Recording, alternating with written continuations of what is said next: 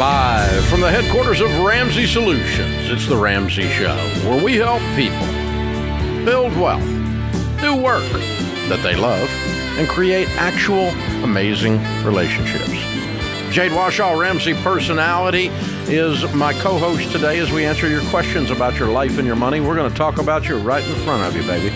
Open phones at 888-825-5225. The call is free, and some say it's worth exactly what you pay for it. Kim is with us. Kim is in Asheville, North Carolina, starting off this hour. Hi, Kim. How are you? Hello. How are you? Better than I deserve. What's up? Okay, so I have a question. We hired a gentleman to do our taxes in March of this year, and we ended up hiring him to do financial planning for us as well. And after hiring him to do that, we discovered that he had filed bankruptcy twice and had been sued for writing a bad check. And so When? my question is, he filed bankruptcy in 2019 was his last one. That was the second one. And it said the Certified Financial Planning Board revoked his right to use their certification marks. And then he also was sued for writing a bad check to a moving company. Recently? And that was in 2018. And so we had already paid him a large fee to use him for financial planning. And I guess my question is, should this be of concern to us? We have discussed this with him. What did he say? He says that we don't understand what it's like to run our own business. And just basically was, he was very rude about it and said his business would go on with or without us. Ooh. I want my money back. I am leaving. I don't care about the bankruptcy. If you're butt, I don't want to work with you. Right, and he you won't don't get give to us be our money rude to me back. about this. You're defensive, which means that, Yeah, he was I've very been defensive, sued and I filed bankruptcy. But if you ask me about it, I'll just tell you. I almost feel like you have Not to. last week, but I mean, I'll just tell you, right? I almost feel like you open with that. If that's part of your story, that's what's informed you to this right. point. He claimed that he told us in the contract. Well, I made him send that back to us because it disappeared after we signed it and we couldn't see our own copy. So he sent it to me a couple weeks ago. There was a link that we could click in small print about this. How much did you pay this guy? $1,500. Okay. Will he refund you or not? He will not. Okay. I'm walking Yeah, anyway. we've talked I'm to him walking on two anyway. occasions. I'm walking anyway. Well, yeah, we told him we were walking because we don't trust him and just because of his attitude. But Exactly. It's not feel the like he thing, owes it's the his money attitude. back. Okay, because here's the thing. Right. Okay, let's say the moving company tore up 17 of his items, and then they wanted to, and then he unpacked it and found a vase that they were responsible for. They don't want to refund him for the broken vase, so he stops payment on the check. They sue him. Well, that's a valid story. Sure. Right. He told me that he settled that check. I said, well, you didn't settle it or they wouldn't have sued you. Yeah. It's the attitude is the thing. It's like, look, hey, if I were in here's the proper way to answer this question if I'm him. If I were in your shoes, I'd have these exact same concerns. I'm happy to tell you the details. Okay, here's what happened in this situation, and here's what happened in that situation. And the bankruptcy was not, you don't understand what it's like to run a business. The bankruptcy was I did some stupid butt things, I learned from it, and I'm not doing them anymore. The check was the moving company misbehaved, and I used that as leverage, and it got out of hand, and they sued me, but they had no basis. The judge threw it out. Yeah, he blamed his ex-wife for the bad check. I don't care. You see what I'm saying? If you had gone that way, then he would have redeemed his credibility. If he'd have been smarter and done what Jade said and said up front what was going on, it's part of your story, that's fine. That's fine. That's what we felt. But I've been sued for things that I didn't do, that they made up in an effort to try to basically use the court system to blackmail me to settle with them. I refused to settle with them. So that gets all in the news. So you can look up Dave Ramsey got sued. But the basis of the lawsuits are zero. Absolutely did not occur. But it doesn't matter. You can sue somebody for anything in America. So I don't mind telling you that. That's happened, okay? But I've still got, if you want to be pissed at Dave Ramsey randomly, you can find places on the internet that I did all kinds of things I didn't do. Yeah, well, he said he was going to sue the Certified Financial Planning Board. And good luck with that. Yeah, and I was like, how can you do that? Yeah. He just sounds a little, I really don't like his attitude. I don't like that he's defensive. He sounds like he's pointing the finger, blaming. It doesn't sound like it's going to be a fun work environment for you to work with this I'm guy. walking away. Right, I think you should walk away. And you already had walked away, so you already knew the answer to the question. Yeah, she did. Well, she probably wanted to know if there was some way she could force him to get the money back, but I wouldn't put any effort into it. I'd just move on. I don't think you're going to turn him into not being a jerk. Yeah. I think he's already got that one down. Well, if he hasn't done any work for them yet in that capacity, I feel like a good person would say, hey, you didn't know this. We haven't started this yet. Here's your money back. Even a not good person knows that some customers are worth more trouble than they're worth. Mm-hmm. And if I'm her and I disagree with her, if I'm him and I disagree with her, she's more trouble than she's worth. Here's your money back. Yeah, go away. Even if I'm not a good person, it's worth just to get rid of them. Absolutely. We fire a customer around here that misbehaves ever so often. You can't call here and cuss at our people. We don't allow you to do that. Yeah. We'll give you your money back until you go away. Mm-hmm. That's all right. I don't put up with your junk, because some customer service people in America, their whole job is to get cussed at by rageaholics all day long. That's terrible. And we don't. Our customer service people, I tell them, listen, just tell them no. Yeah. Say, wait a minute. We don't talk like that here. You're not doing that. Just call somewhere else and be pissed off. Take your money that you're going to use here and use it for counseling. You need it. Just move on, right? But yeah, it's even if you're on the other side of it, it's worth it to get rid of them. And I don't think Kim's that. I think Kim's figured this out. Yeah. The sad thing is that now she's questioning all financial people or planners. Yeah, whether or not they're trustworthy. I'll tell you what, SmartVestor Pro will sit down with you. They don't charge you a thing because they make a commission off of selling you a mutual fund for your Roth IRA or your kid's college fund. And they don't make anything unless they sell you something. So people are all suspect about that, but they're the good ones. They do it with the heart of a teacher. That's why we endorse SmartVestor Pros. We don't have any fee-based financial planners in our system. Yeah. That are upfront fees. Not because I'm mad at them. They just don't like us. I endorse mutual funds. Yeah, that makes sense. And, because here's the thing. There's a thing in the financial world, it's worth talking about this in the 20 seconds we've got, called the fiduciary. And you see there's one company running, and they're lying about it on their TV ad during football. I saw it last 2 or 3 weekends. I can't think what it's called. A little green sign in the background. But like, we are fiduciaries. We are fiduciaries. We don't make anything unless you make something. We are fiduciaries. No, the word fiduciary means a person of trust. Can you trust someone that gets a commission? Yes, if they're trustworthy. All real estate agents are commission-based fiduciaries. And they should put your interest first. Yeah, but just because you get paid when they make a sale doesn't mean you can't have integrity. That's right. That's absurd. So that's the financial world right now. This is the Ramsey Show.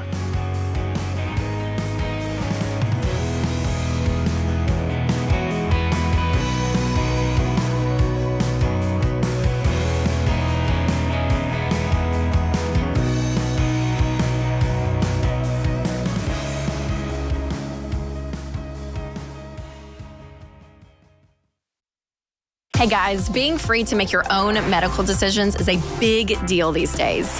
Christian Healthcare Ministries gives members the freedom to choose the doctors and providers they want without the frustration of worrying about networks and with no waiting period to join.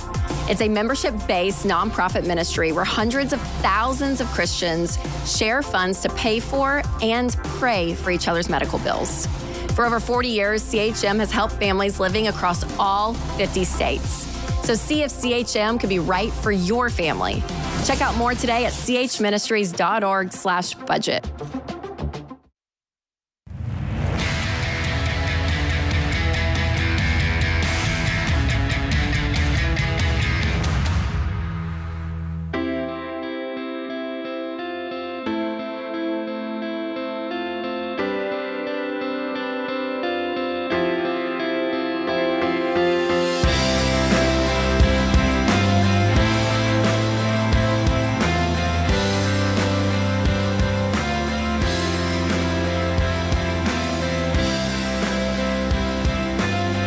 Jade Washaw, Ramsey Personality, is my co-host today. The Ramsey Show question of the day is sponsored by Neighborly, your hub for home services. From repairs and maintenance to remodeling and upgrades, Neighborly's trusted home service providers have trained local experts to handle almost any job. Download the Neighborly app, and you can connect to all the help you need. These are great people. They are. Today's question of the day comes from Paula in Georgia. My son's school is running a food bank, so I sent him with some highly requested items, such as peanut butter, canned soup, and tuna fish. When my husband saw them, he insisted we don't donate quality items like these, and instead only donate rice and beans. I'm aware that you've told people to eat beans and rice if they're on a tight budget and cannot afford to indulge in nicer foods. However, I also know that you value generosity and giving, and I didn't see anything wrong with donating something other than beans and rice. Do you believe that the same principle applied to those on a tight budget should also be applied to recipients of food banks? Oh, brother. I don't mean to laugh, but That's it's funny. just so silly. That's silly. It's silly. Yeah. Number one, when we say beans and rice, honey, it's a metaphor. Yeah. A metaphor is a representation philosophically of an actual item. I am not suggesting that people only live on beans and rice. I am suggesting that you quit spending so dadgum much money on food, especially eating out all the time. So probably prime rib is not on your list, or lobster tail, but possibly even some hamburger helper might make the list. You don't have to just literally do beans and rice. It's a metaphor. I think this guy was just looking for an excuse to be a tightwad. Be a cheapskate. He didn't have to look for an excuse. He already was. I mean, goodness gracious. And it's not like tuna fish is that big of an upgrade from rice and beans. I mean, come on now. And here's the deal. I mean, what we're talking about is you limiting your consumption so you can create margin to move ahead. We're not talking about those poor people don't need any good food. What in the world, dude? Terrible. Seriously. Yeah, that's horrible. Yes, they need some good food. Send them some good food, you cheapskate. Your wife is right. Your son is even better. Yeah. Learn from them, sir. Yeah. Oh, my gosh. If you're going to give something away, be generous with what you're giving. That's right. Golly. I'm going to give you a car, but it doesn't really run because you can figure that out for yourself. What in the world? You know what, Dave, though? I've been here about 13 months, 14 months. I am shocked at how many people I've encountered that think the beans and rice and beans thing is literal. Let me tell you what's worse, okay? 30 years of doing this, I have had precisely 4,732 offers to co-author a beans and rice cookbook with other listeners. I made that up, but it's close to 4,000. I mean, it's unbelievable. And apparently it would be a bestseller if we could just get the people that wanted to co-author it with me to buy it. But yeah. People keep asking me about it. And a I'm beans like, and rice cookbook. No, it's a metaphor. It's a metaphor. It's a metaphor. Yes, you can eat different foods. Look it up. Look up metaphor. It's good for, oh my gosh. Yeah, but we don't need to be going out to eat every night at some fancy schmancy thing, or for that matter, for fast food. Yeah. Because it's fast, but it's not necessarily food. And and you know, you're working so that you can learn to, you put yourself, as a guy I used to work for would say, we're working so I can get enough money that I can read the menu from left to right. I know that's right. I don't start with the price. I get to start with the thing and pick what I want. Price is irrelevant. But when you're broke, you self-manage your consumption, not other people imposing on you their beans and rice. So, oh my gosh. Yeah, then you're entering into like a judgment kind of zone, I think. And it's like, well, just be generous if you can. Yeah, I mean, you kind of missed the point, sir. Yeah. You did. You did. All right, Ayla is with us. Ayla's in Washington, D.C. Hi, Ayla, what's up? Hi, Mr. Ramsey. Hey. I was wondering if we should pay off our current mortgage and relocate for a cheaper mortgage. What's making you ask that question? Wait a minute. Pay off your current mortgage or relocate and get a cheaper mortgage. What would be cheaper than a paid-off mortgage? So we bought a house that needed to be fixed up, so we fixed it up, and now it's we just had a realtor come out and tell us what we could list it as. My husband was in the military and just got out, and his job fell through, so it kind of shook us. And we just wanted to move somewhere with the proceeds to have a cheap enough mortgage to be covered by my disability. Okay. So you don't have the opportunity to pay off your mortgage. You're talking about moving to a less expensive property because you're scared about his income. Right. Why do you think he's not going to get an income? It's not so much that he wouldn't get one. We're just kind of thinking about reprioritizing our time. The house that we bought is a historic house, so it takes a lot of maintenance. We do a lot of the work ourselves. That's a different discussion. What do you owe on that house? $490,000. I already don't like the house. I hate that we have spent so much time on it. We can get some good money for it and get something I like is a good, reasonable move. Mm-hmm. I'm using his lack of a job and a cheaper mortgage as my excuse is not okay. Okay. You see the difference? We're just we're both on the same boat. So we're just, The boat where he doesn't work? Just that he has more flexibility and we're not doesn't work much. How old is he? Not right now. But how old is he? We're 25 and 26. Okay, he needs to get a career, darling. It's not good for him to not work much. I'm not saying he won't work. I am saying he needs to get a career where he works. Okay. I'm hearing the code words in your language. 100%. He's not wanting to work much at all. And that's worrying me. Part of it is he got knocked out of the saddle and didn't get the other job, and he's lost some of his confidence. And you're clearly worried because you're talking about selling your house and relocating so that you could only live on your disability. Like you said it with your own words. I don't think that came out right. He wants to work. That's not the issue. The issue is that we want to be more flexible with not having to deal with the house and not having a mortgage that's so high. Is the mortgage more than 25% of your take-home pay? It is now that he's not working. But before that, was it? No, it wasn't. No, it wasn't. Okay. So your mortgage amount is not your problem. The house, if you want to get rid of a house that's a money pit where you work on it all the time, I don't blame you. I would do that. Okay. But let's not couch that in he wants more flexibility. And when I'm talking about his job, your answer is he wants more flexibility. It wasn't when I was talking about the house repairs you said that. So I didn't misunderstand you. You said it real clearly. So what we need to do, let's parse this out and break it up. Number one, the two of you need to get really good, cool, strong careers that you're passionate about. I will send you a copy of Ken Coleman's book, From Paycheck to Purpose. Number two, it doesn't sound like your mortgage is off. Me neither. And I'm actually wondering. Number three, I would sell a house that's a money pit, and I had to screw with it all the time. It'd drive me nuts. That's true, but I don't know that. If it's a money pit, that's one thing, but I don't know. I'd be interested to know more. She's in Washington, D.C. Where does she plan on relocating? Where she's going to... They may be moving to a whole different city, too. Yeah. That's possible, but yeah, which would be less expensive for sure. But yeah, I'm getting rid of the money pit, but I'm also getting a career. Yeah, they need... And probably getting a house about the same price range that in the money pit when I make the move. That's would be my advice to you guys.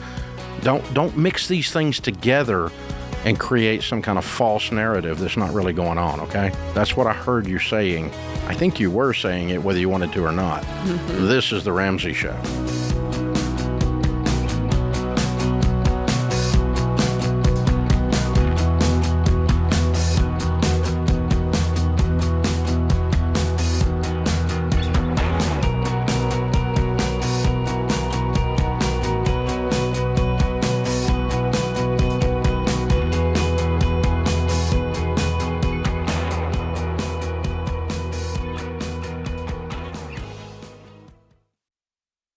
Hey, if you're in over your head with student loans and tired of getting calls from collection agencies, if private student loan debt is taking away your financial peace and you don't see any way out, you need Y Refi. They're not a debt settlement company, and they're not connected to a bank. Y Refi refinances defaulted private student loans that other places won't touch and gives you a custom loan built for you based on your ability to pay. So when you refinance your private student loan debt with Y Refi, you'll have a payment you can afford with a low fixed interest rate you couldn't get anywhere else to help you stick to your budget and work the debt snowball. And you can save thousands of dollars. To learn more about this custom refinancing option and a lump sum payoff option you could qualify for after 24 months, call 844-2-RAMSEY or go to yrefi.com/Ramsey.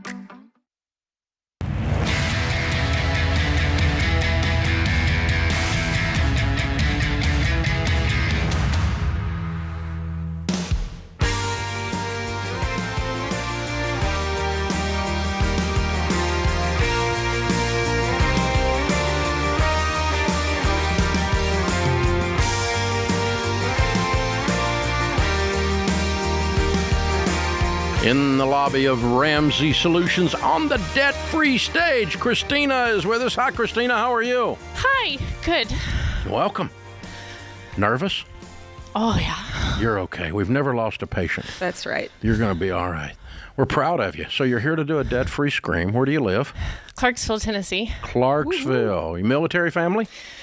I used to be in the military, but I'm not now. Okay. Well, thank you for serving. A lot of military in Clarksville. That's why I was asking. Yes. All right. And how much debt did Christina from Clarksville pay off? $34,162. You're All amazing. right. How long did this take? 36 months. Good for you. go. $1,000 a month. Get it. And your range of income during that 3 years? $14,490 a year to $49,060 Wow. a year. Good Lord. Wow. What do you do for a living? I have a house cleaning business in Clarksville. Ah. Okay. Did you start at $15,000 on your house cleaning business? Well, so my business started 8 years ago, but my journey officially started. I went through my first FPU class in 2012. So Okay. I've been doing this for a long time. I was married at the time, and we tried to get on the same page and Couldn't. couldn't. And it took a lot of years to figure out that we couldn't. So in 2020, April of 2020, my Ouch. divorce was filed. Oh my gosh. What a And- year. Yeah. And the next month, my business closed because, nobody Yeah. wants us in our home when everybody has COVID. That's right. Oh, wow. So I started off my journey in the basement of a friend's house with not much money and not really sure what was going to happen. And so since then, Started cleaning houses again. started cleaning. And the nice thing about COVID is everybody wanted their houses clean once we got that started going again. So Yeah. so we actually got that back up and going. And now, Now you're making $50,000. That's a killer. That's that's awesome. everything included. That's child support and everything. But That's quite a journey. yeah. Good for Wow. you. You get after it, girl. Way That's to go. incredible. You got to feel like your whole life is transformed in 36 months. Yeah, it has. It's a whole different world. Yeah. I mean, career, marital status, confidence, everything. Wow. And you got out of debt. I got out of debt. Yeah, you're amazing. I'm Amazing. so proud of you. It's not me. It's all God. Yeah, well, he was actually using you to clean those toilets. I know, that's right. You put in the work. I did do that. Yeah. You got to plant that corner; it doesn't grow. That's true. As you sow, so shall you reap. Way to go, kiddo. Really cool. Very proud of you. Excellent. All right, so what kind of debt was $34,000? Oh, it was everything.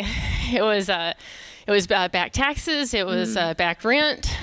Just from after the divorce, it was student loan, car loan. How'd you credit get all the card. debt? Wow. You got all the debt from the divorce? No, I got a little, just over half of it. But that was my half. That was Okay. my half of everything. Okay, so the back rent was both of you, and then you got half the back rent. Okay. I love the support I'm seeing from your son. That's hitting me, man. I love it. You definitely clearly had the support of your family next to you. I do. That's the only reason that I got here is because of all the support. It's one thing to have everybody. two teenagers. It's another to have two good ones. I mean, yes. Wait, what? Yeah. Way to go. She's like, what, me? Yes, you. Amazing. Wow. Well, they've been with me the whole time. I mean, right after when we started cleaning again and things were starting to move along, I actually tried to homeschool them because that was smart. On top of everything I had to deal with, I thought that homeschooling them was going to be a good plan. So for that first year after COVID, we homeschooled for a year, and wow. And every month for our finance lesson, I bought the Ramsey homeschool thing and everything. And every month we came up here to watch your show, and I brought my planner, and I would do my budget at the end of the month right here in the lobby, and then whoever was doing the show, I had sign my planner for that month. So y'all were kind of my accountability for that first month while I was trying to get back on my feet. Wow. You're my accountability because we keep coming to work. You're inspiring. Very inspiring. So they've been with me. They've come along with me on everything. This year when I finally got in a headspace to where I could really buckle down, I brought them to the Building Wealth Live. I came to the SMART conference. I brought them with me to meet Micro for the labor crisis. Sweet. So they've been drug along with like everything. So wow, they're my little buddies. I love it. All right. I love it. So what's next? Building up the emergency fund, feeling good about the future. How does it feel to have no debt?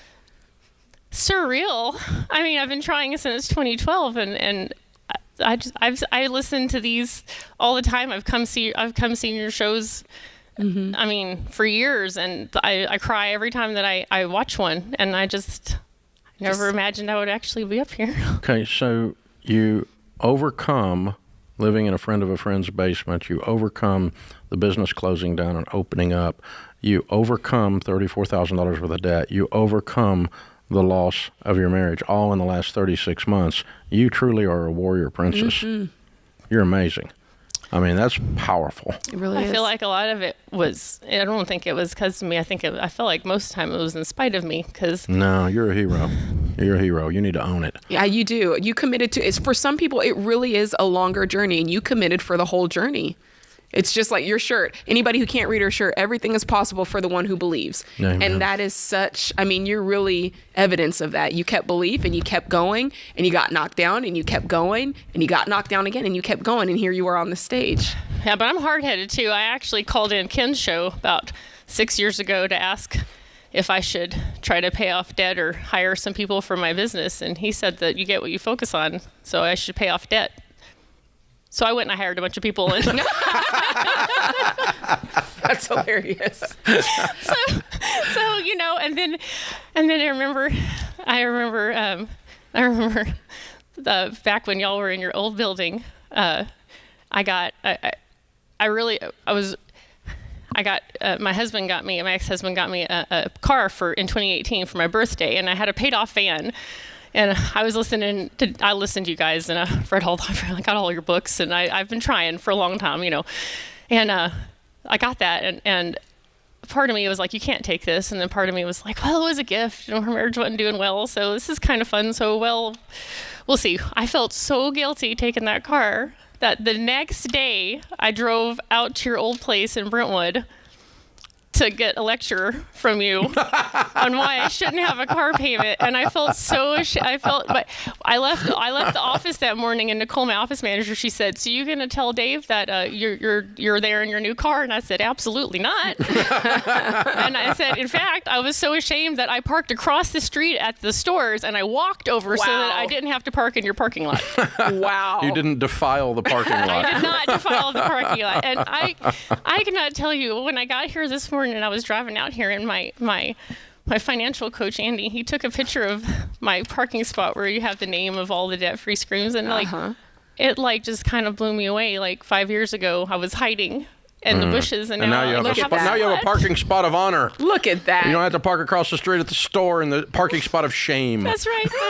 I have a car that you can't open the door from the outside, but that's okay. That's only temporary. That's only temporary. Hey, how old are your kiddos? 16 and 14. 16 and 14, and their names? This is Grace and Christian. Grace and Christian. Well done, Mom. Well done. I know you're nervous, but we're pretty impressed. You know, we run into a lot of people on this stage, and some of them are overcomers. Some of them knock a few things down. You just took a machete and whacked your way through the jungle, kiddo. Right. Pretty amazing. Pretty amazing. Well done. Hey, we've got the Live and Give box for you that includes the Total Money Makeover book, the Baby Steps Millionaires book, because that's your destiny. And no stopping this one. Woo! And a Financial Peace University membership, and you guys are incredible. Grace and Christian, I know you know this, but your mom is a superhero. Very cool. All right, count it down, you guys. $34,000 paid off in 36 months from $15,000 to $49,000. Count it down. Let's hear a debt-free scream. 3, 2, 1. We're debt-free! Yeah! Wow!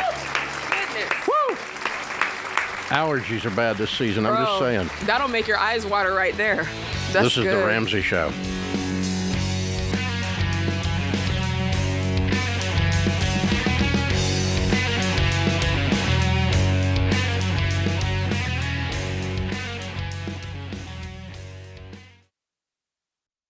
Hey folks, you know that sinking feeling when you make an offer on a house you love and then you hear there's another offer? You need the Churchill Mortgage Home Buyer Edge. Super fast pre-approval and a secured interest rate. Plus a $5,000 seller guarantee gives your offer the best chance of being accepted. The Home Buyer Edge from Churchill gives you an advantage over those other guys. Go to churchillmortgage.com today to learn more.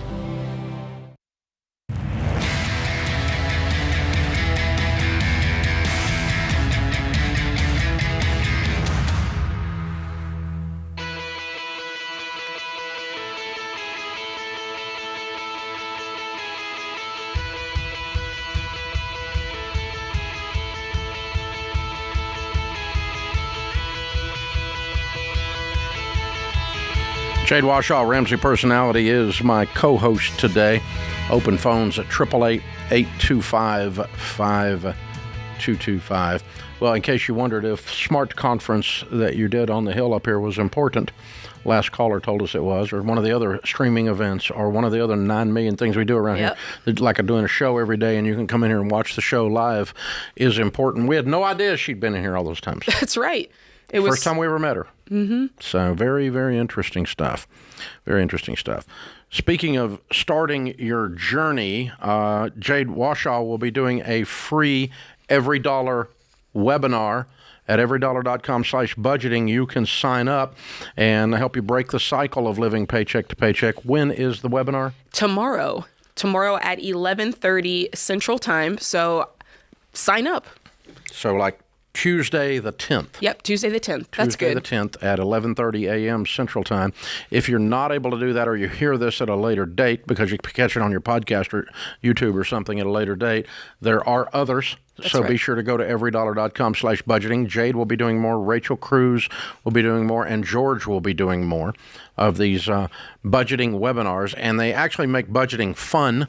They actually help you work out how to take your paychecks and pick out which thing goes in which thing. Right. We call it paycheck planning through the month. So every dollar has an assignment. For that matter, every dollar of every check has an assignment when you're done. It's a very usable, very friendly, world's best budgeting app. And by the way, we're not charging you this. Free. Totally free. Every Dollar webinar. Everydollar.com/budgeting. Sign up and jump in. All right, Jennifer is with us. Jennifer is in Colorado Springs. Hi, Jennifer. How are you? I'm good. How about yourself? Better than I deserve. What's up? Well, I'm brand new to home ownership. And unfortunately, my husband and I bought this house together 2 months before he passed. Oh, so my now gosh. I'm kind of stuck in a ridiculous place. Oh, completely my. overwhelmed and unexpected. What happened And, to him? 2 months ago? Or when? No, he passed in June, but he passed 2 months after we bought the house. Right. Wow. Oh, I'm so sorry. How old was he? 53. Oh, I'm sorry. young. What happened? Yeah. Well, long story short, end-stage liver failure. Oh, my. I'm so sorry. Well, how Thank long you, were y'all me too. married? 14 years. Okay. How old? And you're about the same age? I'm 47. 47. Okay. All right. How can we help today? I'm so sorry. So, thank you. So anyway, like I said, this is the first home I've ever owned, and I'm trying to figure out everything on my own. And it just so happened that the neighbor that we share a fence line with, and there is just one fence line, the fence line fell into my property. And I was hoping that the homeowner adjacent would go half and half on replacing the fence, but they don't seem interested in that. So I guess I'm stuck with fixing the fence by myself. Okay. Well, typically the fence is put up just inside the property line of one party or the other. Okay. So if the survey was done, the fence posts would typically be on your property or on their property, meaning that it's either your fence or their fence. Okay, the posts were definitely on their property. Okay, so it's definitely their Here's fence. to fix. I guess so, now that you explained it, yeah. Yeah, and so, now, did something knock it down, or it just rotted down, or what? Just rotted, and it was the wind. But we both have dogs, so I feel somewhat responsible to get it fixed as opposed to it just being an issue, So I just didn't know what the recourse, if there is any, or if I just need to fix it because they won't. When you brought it to them, they were probably unaware of whose property it was on. Do you think that if you let them know, hey, it's on your property, do you think that would change it at all? Or is it just a situation where they're not spending money on that? Yeah, I can try now that you told me that, because I wasn't sure. I just didn't know. So if I the fence posts are on your property, so this is your fence. I will go in with you to help you fix your fence.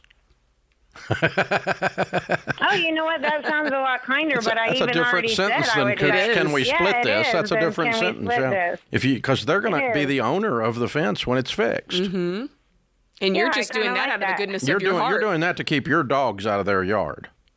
Absolutely, and their dog's out of mine. But I didn't know that, and I wasn't armed with that. So maybe I'll try that and see what happens. I appreciate it. Yeah, I don't know. My guess is they don't have the money. Yeah.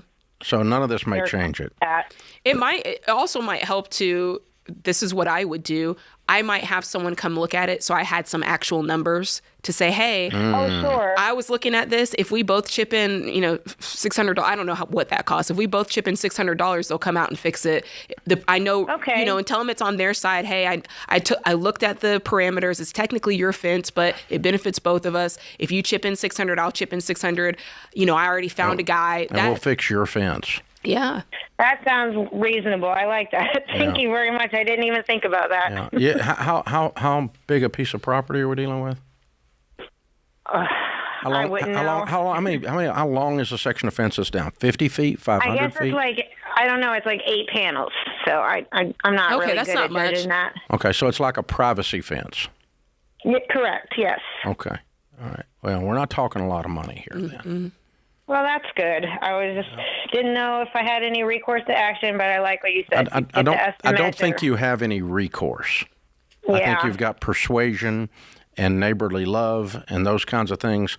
Because here's the problem. If you put up a fence just inside your property, they can attach to it and still get the benefit of it. Mm-hmm. Exactly. And put no money in it. So, worst comes to worst, I'll do that. But I like your way better. I'll at least try it. Yeah.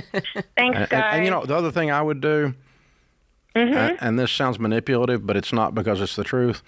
I would I would sit down in front of them personally if you can. Do they live there? No.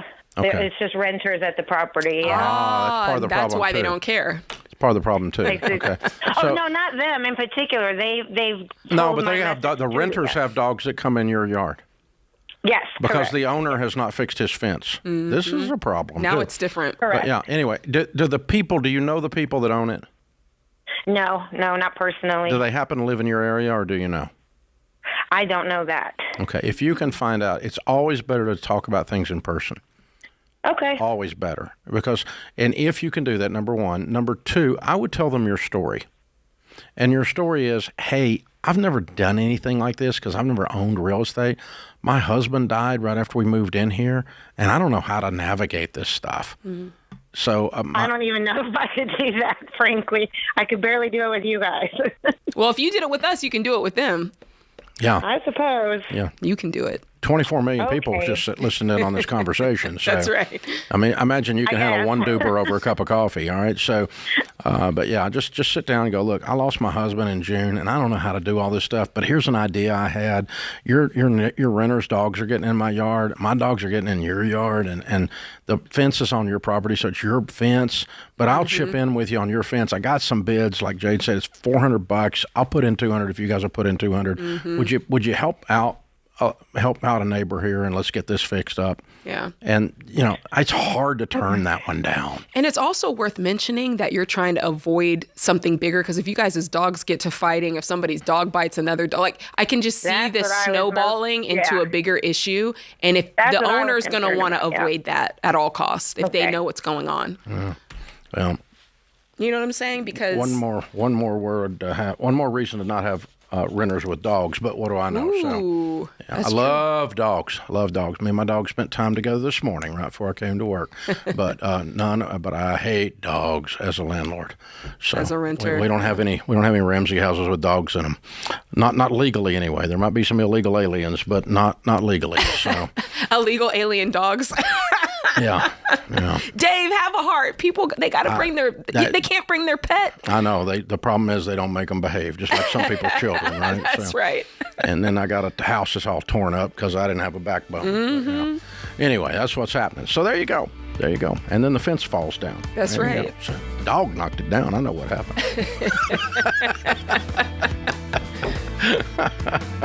This is the Ramsey Show.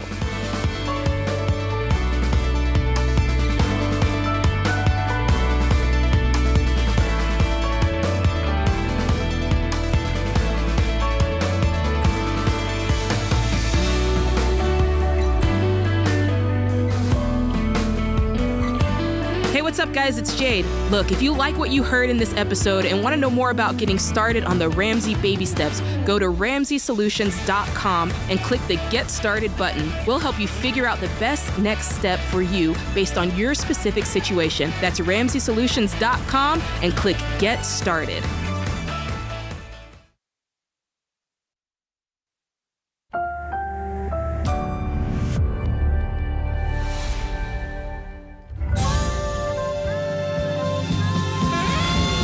Live from the headquarters of Ramsey Solutions, it's the Ramsey Show, where we help people build wealth, do work that they love, and create actual amazing relationships.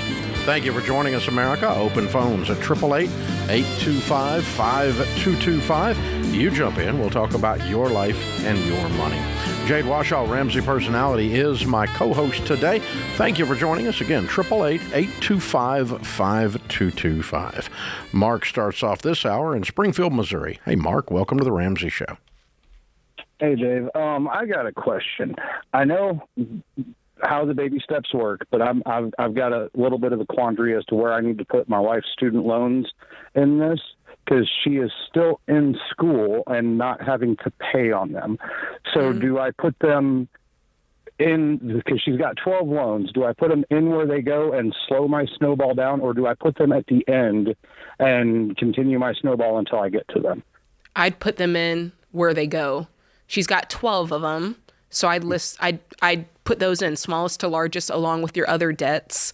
And you might have one student loan and then a credit card and then a student loan and then a car payment. And then, it doesn't all have to be by group. And I think sometimes in our minds we want it to be that way, but that's okay. Just put them in as they go smallest to largest. How much student loan debt is there? It's $58,000. And how much other debt is there? There's 2 cars. One is $9,000 and one is $13,000. And the student loans, only one of them is more than the first car.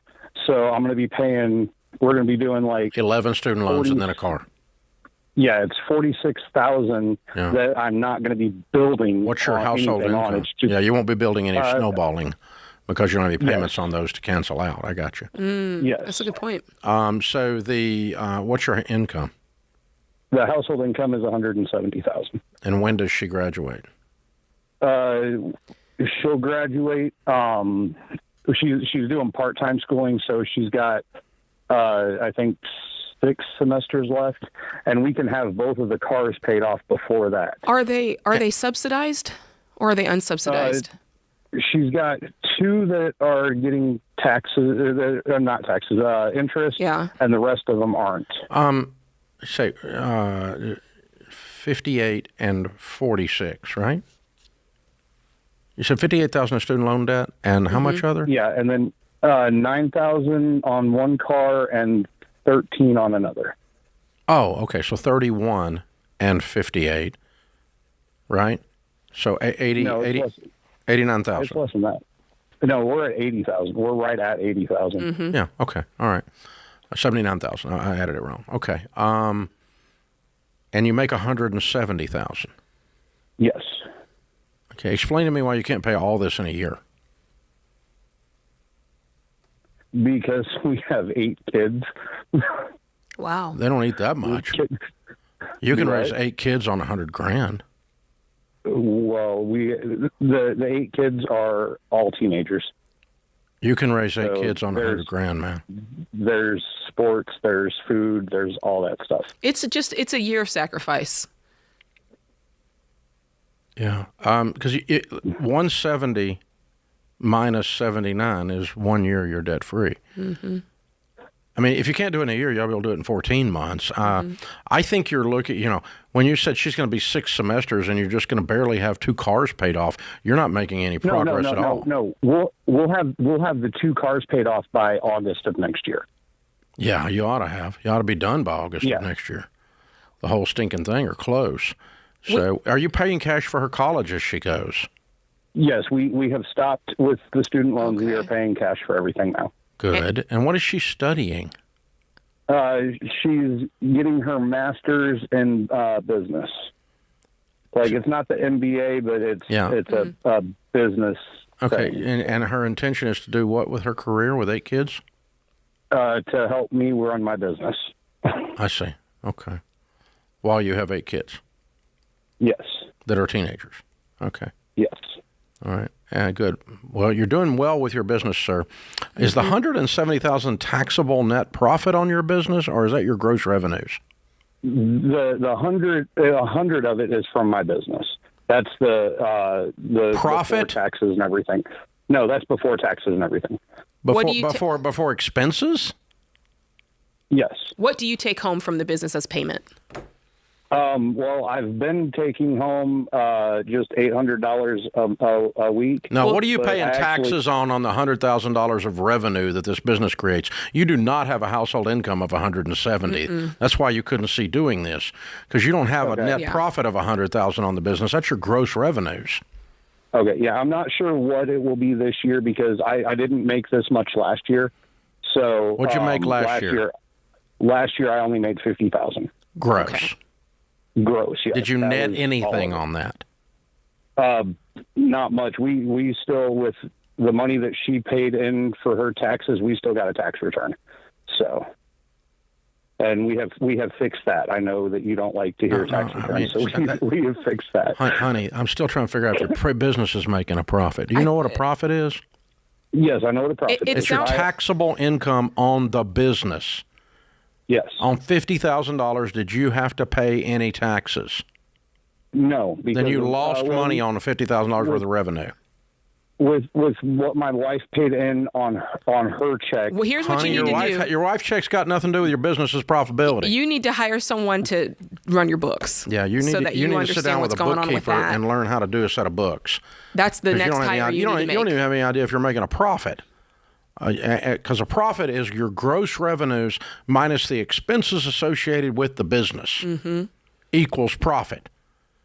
And I'm not sure you made a profit on $50,000, so I'm not sure you're making a profit on $100,000. Thus, I think you're trying to raise kids on $70,000 actual revenue, which is your actual other income, not business-related income.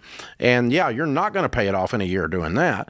So we need to figure out whether this calculation's right to tell you if my advice was bogus, but I have bad information from you. Still, they're still going to have to walk through a debt snowball. And if the business is not making money, they're going to have to find more money coming in. Yeah. In order to make this happen fast with 8 kids. You need to quit getting a master's degree to run a business that isn't profitable. That's not making money, yeah. Might Because be an idea.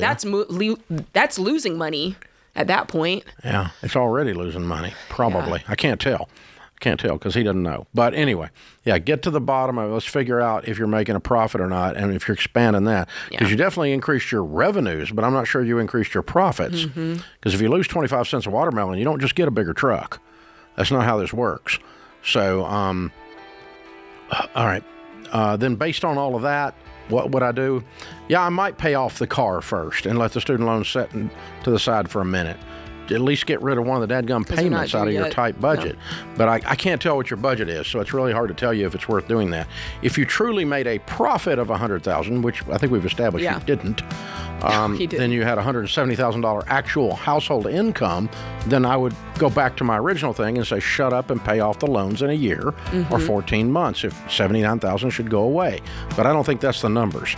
So I think it changed in the middle of the conversation. It did. This is The Ramsey Show.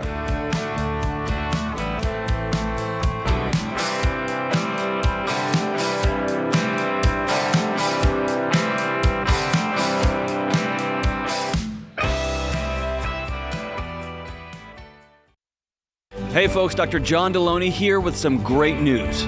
You get to choose. Whatever you do, good or bad moving forward, the choice is yours. And when you're intentional about making good choices over time, they become healthy habits, like choosing to slow down and make time for a daily practice of prayer and meditation. One thing that has helped me with a daily practice of meditation and prayer is Hallow. Hallow is the #1 prayer app in the world, and they're giving you 3 months free to get started. That's 3 months free to prioritize your mental health and be intentional about finding peace through calming music, prayers, meditation, and more. And Hallow isn't just Catholic. You can tailor the content towards your faith tradition. If you don't have a faith tradition, this is a great place to learn more about it. From scripture readings and prayers to journaling, Hallow makes it easy to practice mindfulness, build a deeper, more meaningful spiritual life, and choose peace. Remember, Hallow is giving you 90 days free. Imagine the peaceful habits you can establish in 90 days. Go to hallow.com/Ramsey today and follow the simple prompts to start your free 90-day trial. That's hallow.com/Ramsey.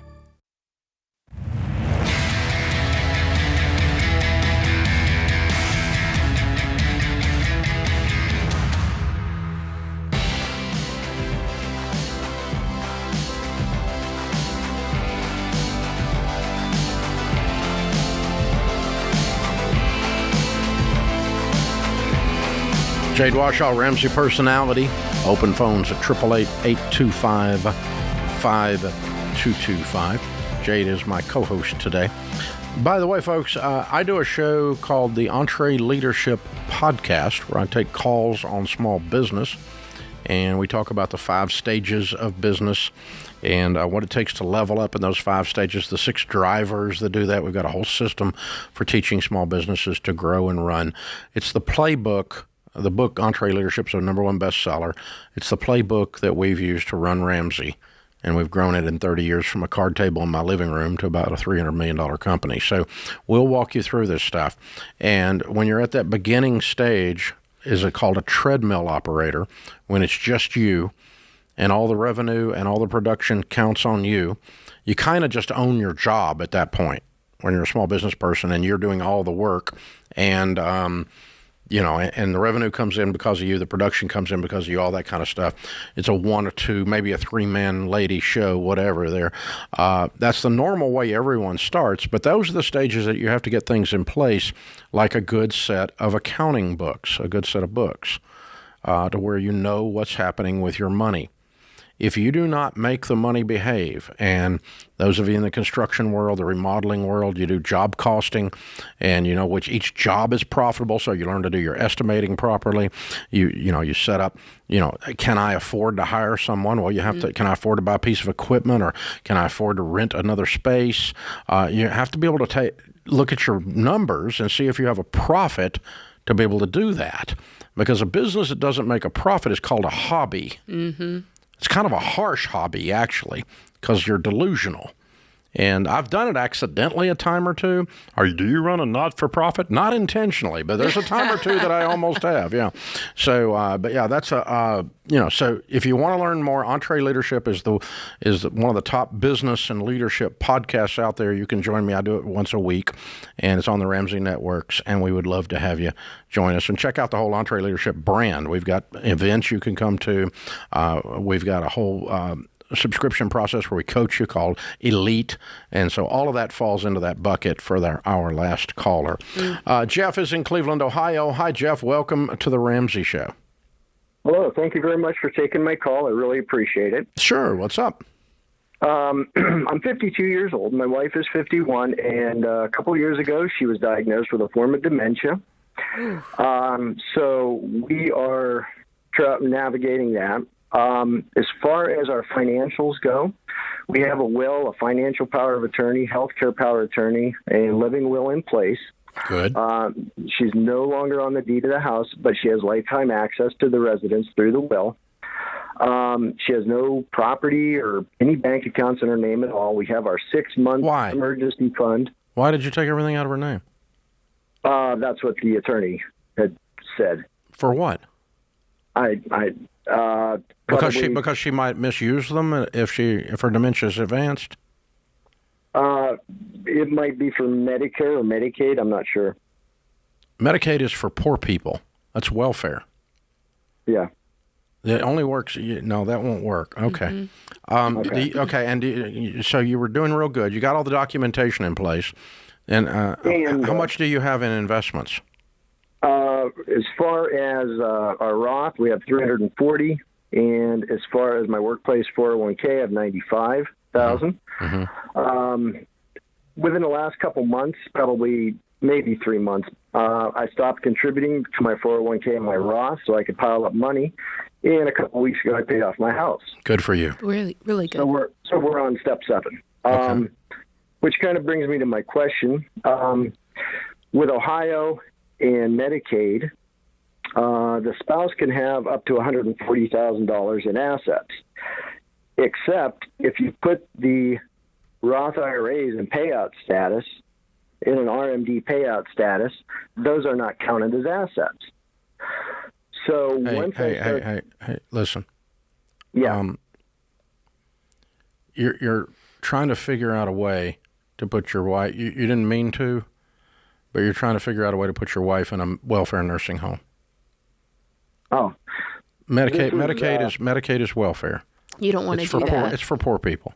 And you don't need to do that. Okay, and the guidelines are there to keep it from people that are only poor people putting people in those nursing homes. Okay. Okay, and you're not poor people. You can take care of your wife, man. I'm so sorry you're facing this, but you've done a great job with money, and you're in a position to love your wife well. Yeah. Just want to get everything that I can out of the way. So I know, but the goal is to take care of her. The goal is not to put her in a Medicaid nursing home. Right. Let's change the goal. And you evidently make good money. What do you make? I make about $73 a year. Now, you've done a really good job on 73, dude. Is she still working? Oh no, she's on Medicare. She's not able to work or drive. No. Okay, so it's advancing then. Yeah. I'm sorry. Sorry, man. That's tough. So where are we today? Does she know everyone still, or how far progressed? We have appointments every 6 months. Last appointment, the doctor was able to notice some decline. She'll go through some more testing in another 6 months. But she is able, she is at home. She knows you? Oh yeah. Okay. Do you not? But you're noticing deterioration. It varies. Some days are better than others. Yeah, always. Yeah. Okay. Yeah. All right. Okay, you're right to do what you've done. Every single thing you've done, I agree with. I think you've done a wonderful job, sir. Mm-hmm. You're a good man. Okay. And I would agree with your last part of your financial moves to pile up cash, and pile up cash, and pile up cash. And the next stage that is fairly inexpensive compared to nursing home is in-home care. Yeah. Okay. And so if you can pile up another $100,000 before you need in-home care, you probably have that earmarked then to take care of her to pay for, a nurse or help of some kind, of some level of professional to come in and help you. And there may be a few days at the end of life that she will have to have care that is beyond in-home, but maybe not. Okay. Maybe not. I can tell you this, okay? Sharon and I have got, we're multimillionaires, and so I'm 63. I do not have nursing home insurance. I'm a multimillionaire.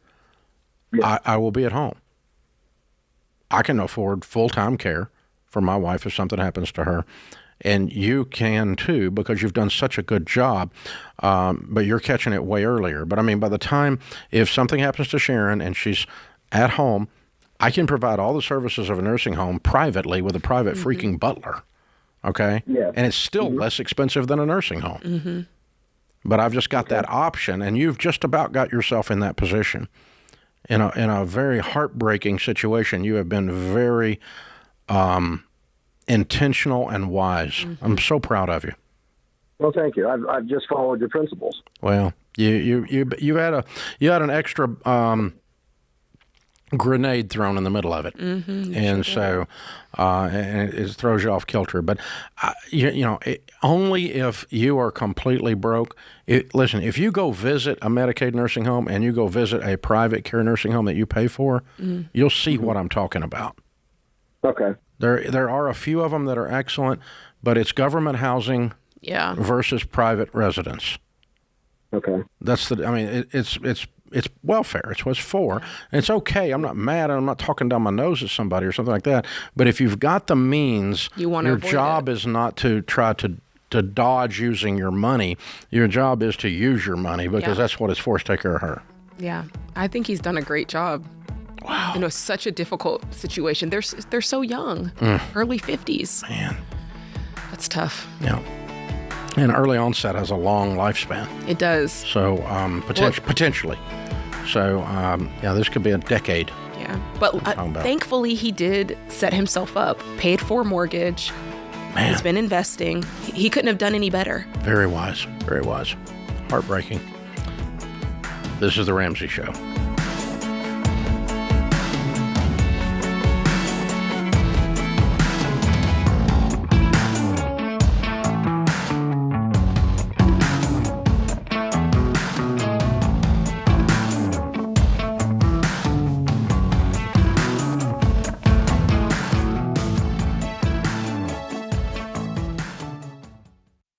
Well, you've all played the telephone game. The first person whispers a message to the second person, who whispers it to the third, and so on around the table until the original message has completely changed. Multiply that confusion by 100 if you run a business with different software systems that don't talk to each other. That's why there's NetSuite by Oracle. In the early days of Ramsey, we were using different systems for all of our business units. We needed one single source for accurate data. NetSuite was the software we used to optimize and take us to the next level. NetSuite gave us the visibility into all of our numbers so that we could communicate across departments and plan ahead better. And as we grew, it scaled with us. NetSuite worked for Ramsey, and it will make a difference for your business too. Join the more than 34,000 customers who trust NetSuite to help make them smarter and make better decisions and level up their operations. To learn more, get a free product tour at netsuite.com/Ramsey. That's netsuite.com/Ramsey.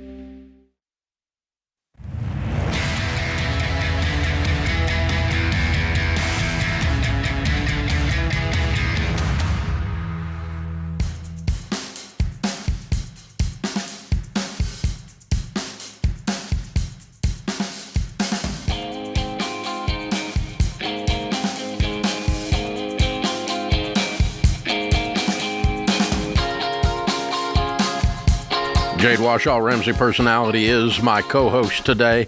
In the lobby of Ramsey Solutions, you can drop in and have free homemade chocolate chip cookies and coffee anytime you want.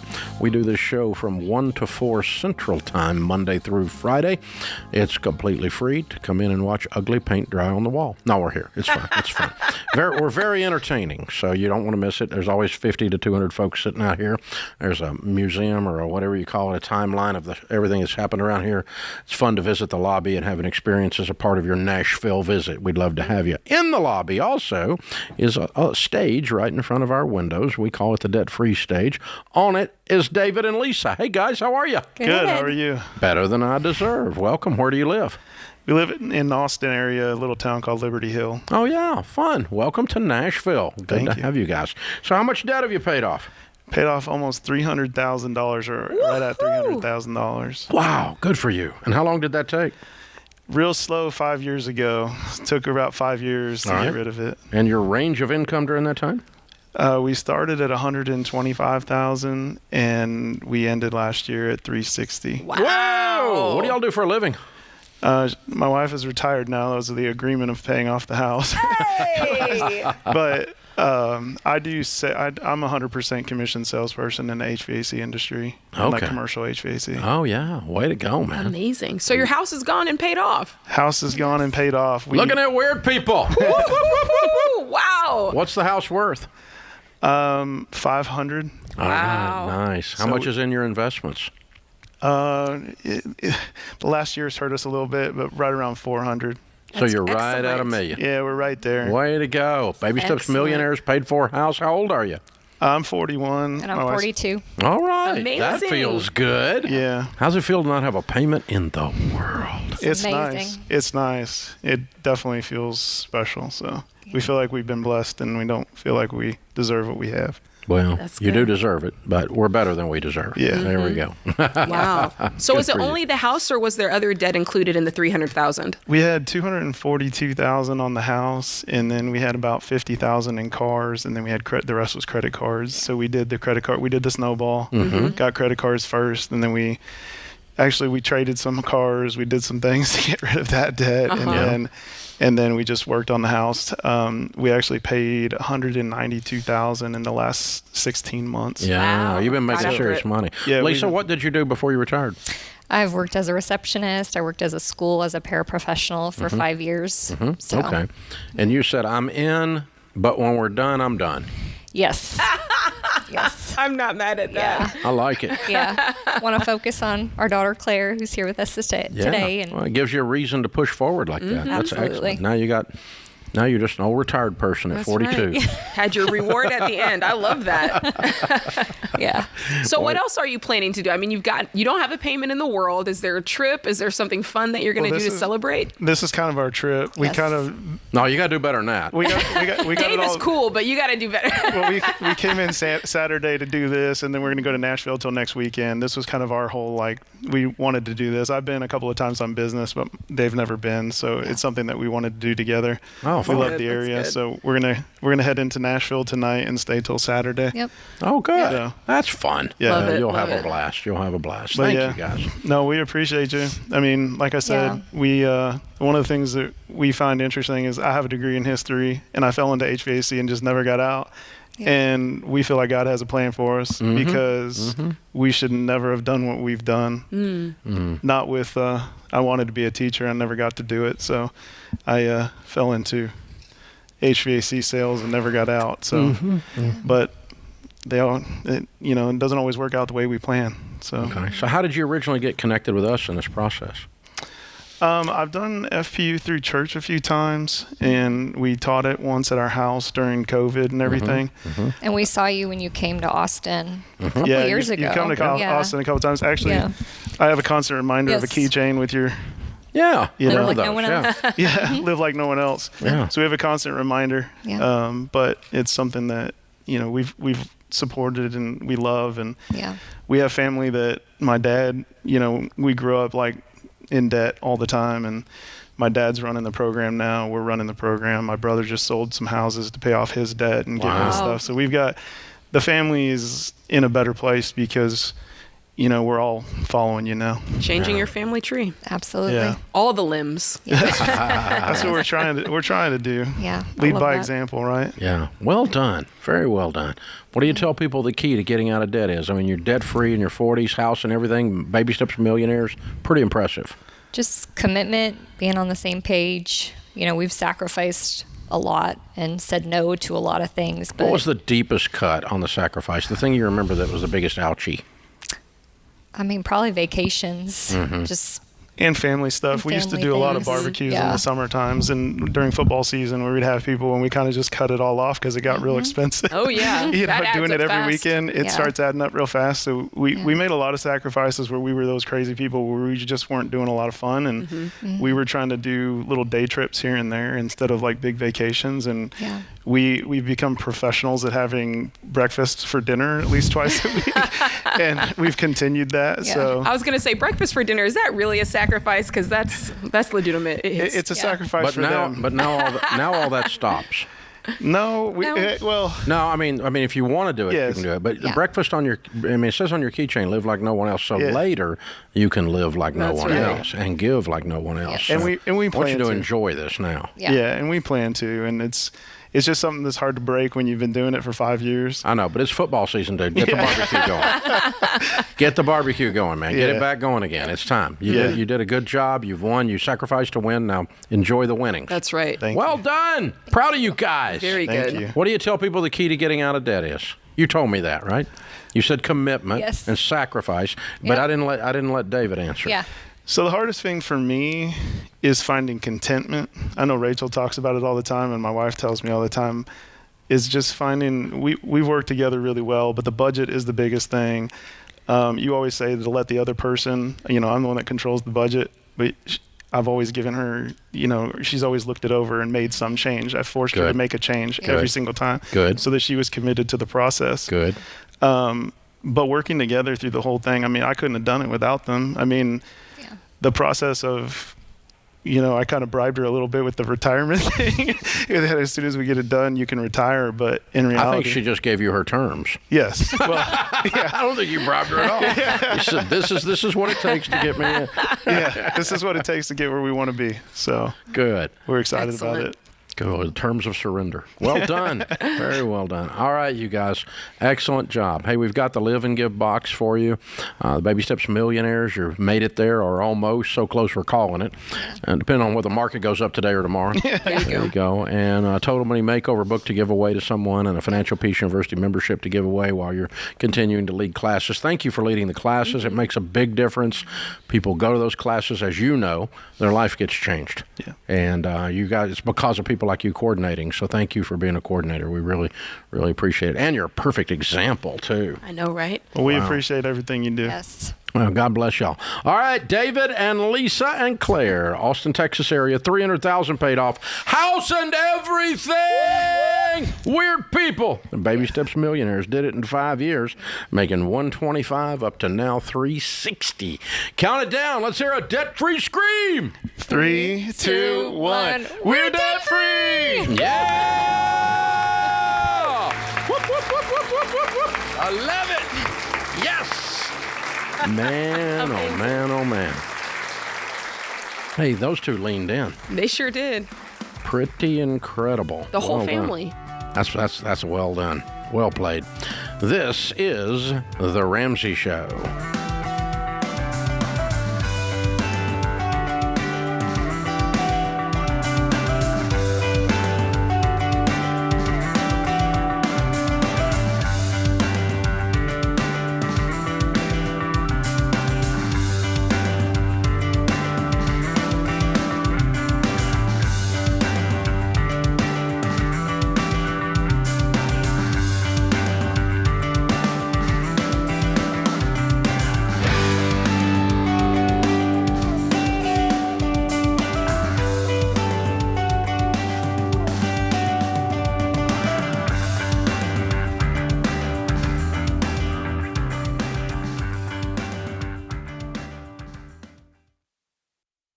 If you're like most people, your home is your most valuable asset. And when you want to make improvements, it can feel like everything costs too much or takes too long. But something as simple as custom window coverings from Blinds.com can completely change your space and add value to your home. We've recommended Blinds.com for over a decade, so you know you can trust them. From blinds, drapes, and shutters to motorized shades, they make it easy and affordable to upgrade your entire home, and their team is ready to help with everything from design consultation to measuring and installation. Plus, there are never any misleading quotes or hidden fees. Everything's backed by their 100% satisfaction guarantee, and shipping is always free. See why Blinds.com is the #1 online retailer of custom window coverings. Go to Blinds.com now to get up to 50% off. That's Blinds.com. Rules and restrictions may apply.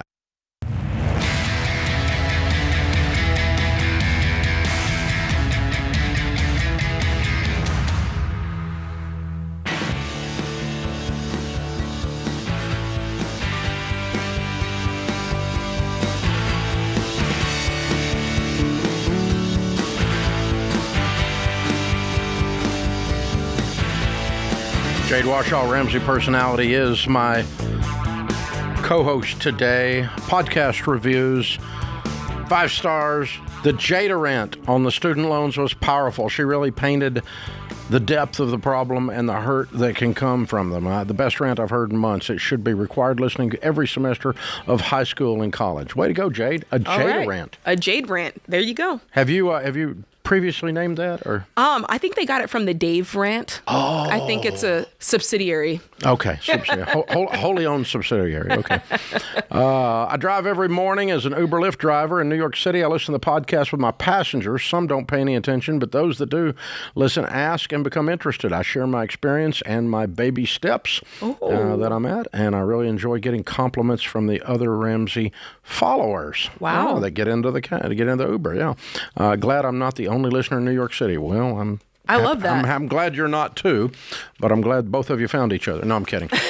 There's a bunch Dave, that's how I found you. As somebody had you on the car No radio. way. My brother had you on the car radio. Well, there you go. Forced listening. There you go. Laura's in Sarasota. Hi, Laura. Welcome to the Ramsey Show. Hi, Dave. How are you? Better than we deserve. What's up? So I have a question. We're paying off the last of our debt. I have about $66,000 on my car. I just want to know, do you think I should be able to get my nails done while I do that? I am unqualified to answer this question, as I am to answer, can I get my hair done when you do this? So, however, Jade is sitting next to me with fluorescent nails. She is qualified. So what Sam and I did when we were paying off our debt is I did not get my nails done. And every so often I was able to get my hair done. So it was a trade-off because it can get expensive if you're going every 2 weeks and you're doing the hair thing and you're doing, I don't know, you're getting your eyebrows, whatever done. It gets Another expensive. thing I'm inexperiericed at. Dave, you don't wax There's those just eyebrows? a whole bunch of these things I don't know anything about. So the point is, it's a lot of grooming. It can get expensive. Some of it, it's like, you need somebody to cut your hair every now and then, or you need, whatever that is. But nails truly is one of those things that it is a luxury. So what does it cost to get your nails done, Laura? It's about $50 each time. So and how often would this come up? It's every 2 weeks. Yeah, Dave was right on the hammer. Yep. Okay. All right. And so I grew up redneck hillbilly, so I don't know anything about this. But when I was growing up, people did their own nails. Is that a possibility? See, I work in a professional industry, and I have really brittle nails, and so when I don't have them done, they look gross and disgusting. I wasn't say gross and disgusting. I said, my little sister and they would paint stuff on there. Do y'all still do that? Do humans do that? Do them themselves ever? No. All the women are shaking their head. You no. can paint like them. I'm from another planet. You can paint them, but she wants an application that's going to make them hard so that they don't break. And I will say, Laura, you can buy the dip powder and you can do those yourself, and it is a lot less expensive. I don't do it, but I have friends that do it. And that might be. Did you do it when you weren't getting your nails done? No, because But yours weren't brittle. No, they weren't brittle. Or See, I'm learning so much today. You can even buy the jar of like the hard gel that you can polish on. And so that'll save your nails without you having to get them done. Where is Rachel Cruz when I need her? I feel your pain. Look, I feel her pain. That's a sacrifice, but it's only temporary. What's your household income? We make about $200,000, and the $66,000 on the car is the only thing we have left. But whose car is it? Yours or his? BMW. It's mine. Oh, sell the car. And yeah, we are. So we are. That's our plan. We're going to sell the car. Good. Obviously, we're upside down on it. So we're going to take our 3 to 6 months and pay off the difference, and then I'll get like a $20,000 car, and we'll pay that off in about 3 to 4 months, and then we'll pay the house off. Wait a minute. How much do you have in savings? We have about $15,000 in savings. And that pays off the difference when you sell the car. But then you were going to go finance a $20,000 car? Yes. No, I don't think I would do that. Wow. Okay, so here's the thing. I mean, we had a lot of fun with your nail question, and it's fine to talk about $100 here. You make $200,000 a year. You got other problems than $100. So, how deeply do you? I mean, it feels like you cut your nails and cut your nail budget back, and he's still buying like tools and stuff at Home Depot or something. I don't know where in the flip is $200,000 going that we can't pay 66 off minus 15, which is 51 in about 4 or 5 months. Why don't you pay this car off? Our house payment is about $3,100 a month because we bought at the height of interest still rates that should and be fine. and everything. Okay, so you have $36,000 a year going out on a house payment. You make $200. Yeah, I guess that's a good question. Maybe we need to sit down. Do you do a budget? We are going to start doing a budget. Okay. You don't cut your nails out until you guys get the rest of this fixed. Yeah. When you sit down and do a budget, that's going to reveal, the budget is like blood work. It reveals everything going on, where the money's going, where the problem is. And so when you sit down and do that, you're going to realize, oh, I've got bigger fish nails, if you want to cut that, that's fine. But you're going to see all the little things that's making this difficult. So here's the thing. If you guys have gone through your budget together with a fine-tooth comb and you've slam dunked your $200,000 income towards $51,000 because you got $15,000 in the bank to throw at this, I think you're going to find a lot more opportunities to get your goals hit very quickly than your nails. And the fact that your nails were set over to the side is the issue while you guys still haven't done the budget kind of makes me want to fuss at him. Because you guys got to get in there together, and he's got to cut. I'm just telling you, there's some crap he's doing that's more than those stupid nails. When you get in the budget, you're gonna find it. Yeah. There's something he's got that's his little pet thing, and he didn't want to give up the gym membership while he's making you cut your cut out the nails, all that. I only know this because I'm the guy that did that kind of stuff. So, but yeah, I think when you both have a very clear printout of what's going on, like Jade said, the blood work is done. You get your every dollar budget. Both of you are looking at it. Both of you say, we're willing to cut deeply, and then we're not going to cut out $100 a month for this, or we are going to cut out $100 a month because it's only for 5 months. Yeah. I'll do them myself for 5 months, but you're giving that over there up, and we're not going out to eat, and we're not going on vacation, and we're not doing this, and we're not doing that, and we're not doing this if I'm giving up the nails. That's a fair statement. Are you guys putting a lot into retirement? Yeah, so we actually did complete the Financial Peace University during the COVID time, and we paid off all of our debt. And then we made a stupid decision. We bought a stupid car, and then we bought another stupid car, and we don't have peace anymore, so we're getting back into FPU. And you've still got your retirement coming out. Yeah. And my guess is it's quite a bit. It's not just 15, is it? It's not $50. No, it's more than that. I rest my case. There you go. Okay. Get back on the detailed scorched earth baby step 2 budget, the two of you together. Stop your retirement. Use all non-retirement funding to clear this car up. You're right. It was a stupid decision. Yes, you fell off the wagon. Yes, you're getting back on the wagon. But that's not, we don't go straight to the, you can't get your nails done while I put 15% into retirement. That's right. Thank you. Hello. Okay. You're not following our system, okay? We're telling you to stop everything and get this done. And then I may cut the nails too, not cut the nails, cut the nail expenditure treatment out, whatever the flip you call it. And anyway, but that's more symbolic with your income that you've gotten everything else going than it is actual. Yeah. Does that make sense? And sometimes because you're changing behavior, symbolic sacrifices are valuable. Okay, I remember I had an old boy from the country at Financial Peace University one time. He came in, big old guy, and his wife was sitting in a small group crying, and she said, I love my husband so much. He just sold his knife collection. And it was like his prize thing. Yeah, it meant a lot to him. But he said, my wife and my kids' future means more than those knives. He said, $1,100. It didn't really matter because they had $60,000 in debt, but it was symbolic that he's putting the family before me. Woo. This is The Ramsey Show.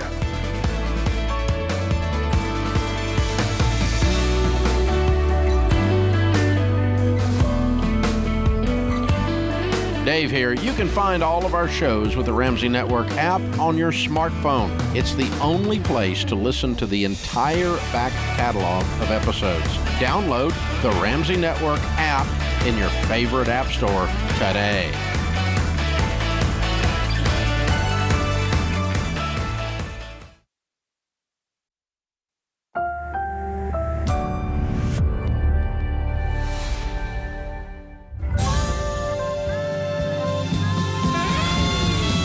Live from the headquarters of Ramsey Solutions, it's The Ramsey Show, where we help people build wealth, do work that they love, and create actual amazing relationships. Jade Washaw, Ramsey Personality, is my co-host today. Open phones at 888-825-5225. You jump in, we'll talk about your life and your money. Derek is in Arkansas and starts off this hour. Hey, Derek, what's up?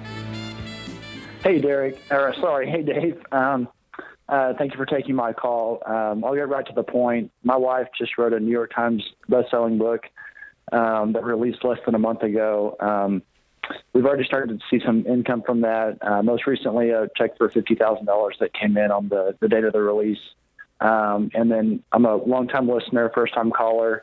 Listened ever since I was a missionary in Nepal. My supervisors gave me your materials over 10 years ago and just appreciate what you do.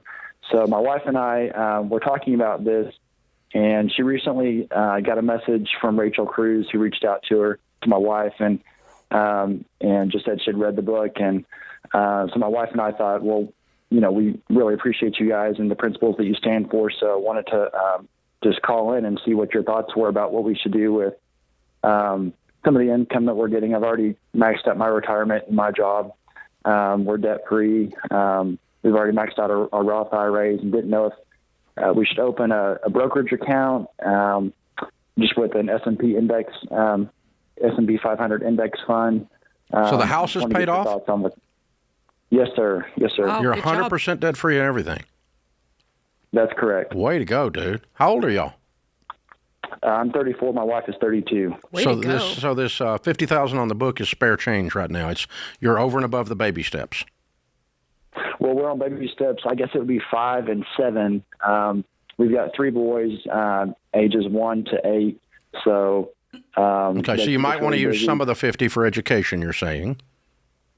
Correct. We have thought about that. Didn't know if we should put a certain percentage of that toward kids' college, and then some toward an index fund just to keep some liquid cash, because if we did move, we would want to pay cash for a house. So if there was... How much is in your emergency fund? About $50,000 right now. Not counting the book deal, what's your normal household income? It fluctuates, irregular. I just graduated from law school and started prosecuting last year. So we had, with partial year work last year, about 65, looking at about 150 this year and about 85 next year. And that's just my income plus a little bit of income, in addition to like my wife brings in from social media and things like that. Yeah, well done, well Really played. good. Yeah, I think you've got it down. It's exactly what I would do with it. I would, if it were me and I had that money in your shoes, I'd probably break it into thirds and give, save, spend it. I'd give some of it. I'd save a third, for your college fund or whatever you have set up, 529s. And then I'd come up with something you guys want to do. Maybe you're saving for a trip. Maybe it's, a vehicle you're saving for, whatever that spendage that you're wanting. And I'd break it up like that. Or maybe in fourths, since you've got 2 kids, you put a quarter for each of them for education. You think just opening one account and then for because we can 529s transfer from child, correct, for 529s? I would do put 2 a little in different each. ones. I'd open 3. I'd put a little in each of their names. Oh, it's 3 kids. I'm sorry, I said 2. But yeah. And the reason I do that, Derek, is just so I can tell them over and over that this is their college fund, which presupposes that they're going to college. And then if we want to change that as they get later in life, I can not force it on them. But I just want to brainwash them that continuous learning throughout your life is a brilliant idea. Like you went back to law school after the mission field. Okay, so continuous learning after if the last thing you read that's nonfiction after high school is nothing, then you're not going to grow in life. So you adding learning, whatever it is, whether it's for your education or not, isn't there. So Rachel reached out to your wife about her New York Times bestselling book. So your wife is Jill. Yes. Okay, yeah, Jill Duggar. Now Dillard, yeah. Yeah, Counting the Cost is the book. Right. Yeah. Okay. So, all right. So the Jill Duggar book. Yeah.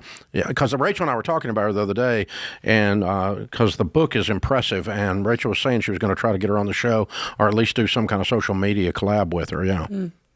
Oh, okay. Well, I didn't know about that, but that's probably why she reached out to her. Yeah, because we were both. She and I were talking about your old story and your life and everything, because I'm of course old and I remember all that stuff from 1,000 years ago, the whole Gothard thing and all that stuff, and then it's very interesting. It's very interesting, and so and then to see what you guys have done as a couple is impressive. But you guys are really.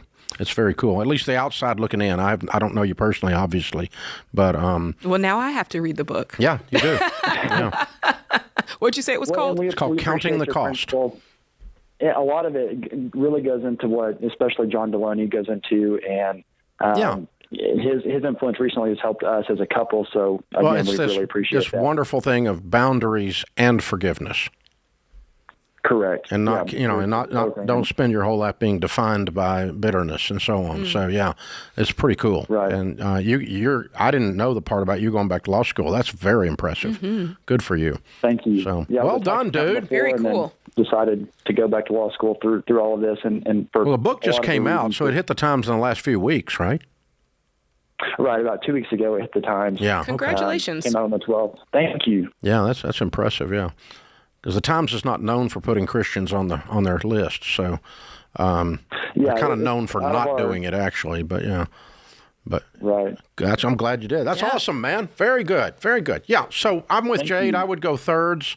Throw some at the kids to make sure we got the college thing beefed up a little. You're gonna have enough income to make sure they're okay on educational choices later in life. Anyway, you're gonna be fine.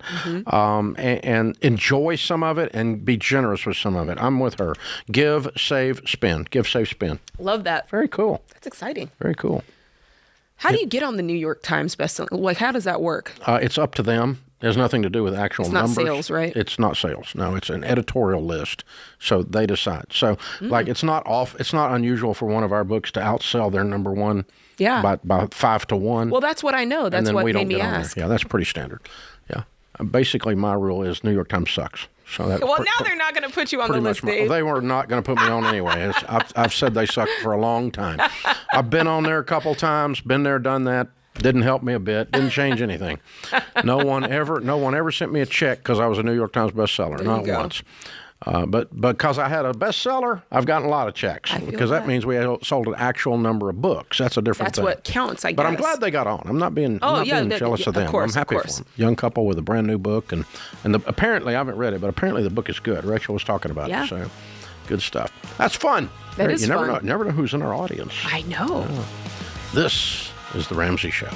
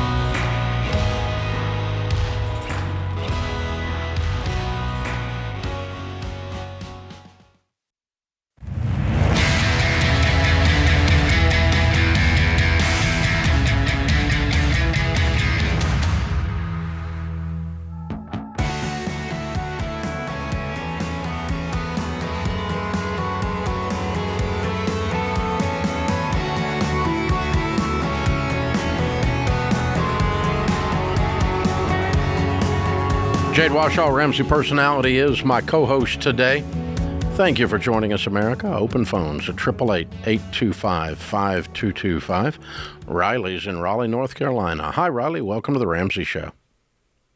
Hi, Dave. Hi, Jade. How you doing? Great. What's up? So I am considering selling my condo because I've got some neighbors that I'm not too happy with, and the housing market is expensive in the area. So I'm considering selling my condo, moving into an apartment, and using the money I make from selling my condo to pay off my student loans. And if I did that, I would have no debt. And I'm just curious as to whether or not that is a good choice. So you want to sell your condo. Your neighbors are kind of annoying. You don't necessarily want to be paying for this anyway. How much student loan debt do you have? It's about $88,000. And what will your condos sell for? I think it would sell for around $260 or $270. So my equity would be around $100,000. Okay, so you owe around $160 or $170. Okay, and what do you make? I make about $95. And how old are you? 32. And you're single. Correct. Okay. How long have you had the condo? Just about exactly 3 years. What's wrong with the neighbors? So they are renters. They're below me, and it's been a plethora of issues over the course of the years. Different bad like what? Renters in that same unit over the course of 3 years. Smoking, really loud dogs that are left on their porch. I live above them. Mm-hmm. The dogs that are under me barking, waking me up all night, and on top of that, and the owner of the unit and the HOA are not helpful. Do you think you'd want to? I'm just wondering. Wait a minute, why is the HOA not helpful? They basically just don't do anything. You make complaints, and they, it's a very laid back HOA, I would say, which I guess in some ways could be good, but in my circumstance, it's not helpful. Yeah. Okay. There's a couple things. Number one, if you want to do your plan, that's fine. Sometimes there's a time to leave, and I'm not selling something that I own because of renters and an HOA that won't do its job. I'm gonna start jacking some people up. Mm-hmm. Like if the HOA got a letter from your attorney that said we're getting ready to sue you guys for not doing your job, which is making the rental units have renters that freaking behave. That's like the HOA's job in a condo. They don't do much else. Yes. Mm-hmm. That's what you're paying for. Yeah, correct. Time for Barney Fife to get his one bullet out, which is always who runs the HOA, right? Yeah, you're right. Is there anything else about the condo that would make you want to leave other than the neighbors? I would like to, if it was more affordable, I would like to purchase a home. The situation is I bought my condo in 2020 and the interest rates were really low. Mm-hmm. So I've got a very cheap it's cheap to live there right now. I'm paying around $1,100 total with the HOA fees. Whereas if I wanted to buy even a small home in the area, the interest rates are now around 7%. Mm-hmm. So I don't have really I don't have an equivalent option. Right. And, it is a small condo. It's a place I would not live in, for a long time anyway. It's okay to sell it, Jake. I'll tell you the other problem you're going to run into when you sell it. The real estate agent that comes over to list it is going to smell smoke and hear barking dogs. Mm-hmm. I know. I am worried about that. And they're gonna say this is going to affect your buyers. So these people have devalued your condo by their misbehavior. Yeah. Like it's not going to bring as much because people aren't going to want to pay for a smoke-infested, dog-barking bunch of crap. Well, that's one reason that he needs to. Yeah, you got to get this cleaned up either guys. way. Yeah, this HOA. Yeah. Yeah. They really going to have to stop it. I mean, it's ridiculous. So. Yeah, and it's frustrating because it's not 24/7 bad where, I could see an instance where, because it's what I've experienced where sometimes I'll have a week where not that bad. And I feel like if there was somebody, a buyer looking at it, they might not notice that stuff. But then there are times when it is bad, where I could see both instances where a buyer could come in there at a bad time and say, "Well, I'm not buying this," and then I can the opposite too, because I'm the one I witnessed both myself. But you don't want to risk. You don't want to. You don't want to gamble that, the open house or, on the weekend the open houses is the weekend they're throwing a rager. Here's what you can do. Call or jump online at RamseySolutions.com. Find one of our real estate professionals in the area that we endorse, that are Ramsey trusted. Tell them when they come over to look to call the HOA and say, we're getting ready to put this on the market, and if the renter downstairs isn't behaving, I'm going to advise my client to sue your butt off, and let the realtor play the heavy and see if we can straighten these renters up for 30 days and get this thing sold. Yeah. Yeah, and then move. And move. It's not I just have trouble letting these people run me off without. It's exactly how I feel. Yeah, I feel like I don't like them controlling my life. Exactly. I don't. Because I feel like I made a good purchase, and I have. Well, it's kind of what an HOA is for. It's so that people, if you want to if you want to raise hell and throw parties and have barking dogs, you're supposed to go out in the country, not in a condo project. Hello. I mean, it's not rocket surgery here, people. Yeah. All right. Wow. Amazing. I know, right? Yeah, that's what I would do. I think you put it on the market and let the real estate agent call the HOA and tell them to tell them to be real tough on them and to threaten them. I want this crap straightened up, seriously. Because I'm getting ready to put this house on the market, and if this condo on the market, and if this unit doesn't sell or it sells for less because of smoking dogs, I'd be pissed. I'm coming after y'all for the difference in the lost value because you didn't manage the property like your job is. Jeez. Why is that? These HOAs, man, they're usually the worst. I hate them. They drive me nuts. I live in one. It drives me nuts. It's just God. Have you ever been on the board of one? No. Can I tell you that one time? Where you were. I'm going to blame it on Sam. Sam was. We were, but it was really Sam. Man. He was trying to make a difference. And they did for a while. Then he found out. And then he was like, I can't do this anymore. Yeah. No, it's just God. I'm the guy that ought to be on a piece of ground somewhere in the middle of nowhere, but I'd be living by myself because my wife isn't going to live there. So I'm stuck with these choices in my life. It's the worst. But, so I'm stuck worse than Riley is. I mean, it's so yeah. Riley's in a pretty bad way. Yeah, it's bad. Gosh. Yeah. Sell it, get you an apartment, then immediately start saving and get back in the real estate market as quickly as you possibly can, Riley. Let's not let this be a reason you don't own a piece of property 2 years from now. So many people are struggling with that. His main thought, though, which is, I have such a low interest rate. And I'm stuck. And now I have to live here forever. A lot of people are waiting on rates to come down to move because of that. I know. And I got bad news for you. It's going to be a while, boys and girls. And while you're waiting, house prices are going to go up. They are. Yes, they are. We told you that this time last year, and what we predicted has exactly come true. Yeah. We told you in a real estate live stream that we did last year at this time that house prices were going to go up about 7% in the year 2023, and that's what they're trending right now. I mean, I know people who are sitting on the money they could buy, but they're just like, it like grosses you mean to them pay out. Cash? No, like to have the right down payment, but the interest rates are just grossing them out. I'm like, if you get a high interest rate, when the rates come down, just refinance. Exactly. Or better than that, pay the stupid thing off and get rid of the interest rate. Yeah. I mean, there's a couple ways around this. So, yeah, it's this trying to time this stuff. But it's a generation that's never seen high interest rates. And these are not high interest rates, by the way. You need to talk about this more often, Dave. 1982, when I got out of college, they were 18%, 17% fixed rate. In 84, they were down to 14% fixed rate. Now that's high. And so that's back when the dinosaurs roamed the earth, you boomer. Yeah, I know how that works, right? But I also know what high is, because high is all relative. 6 is high if you've been used to 3. That's right, it's relative. There you go. This is The Ramsey Show.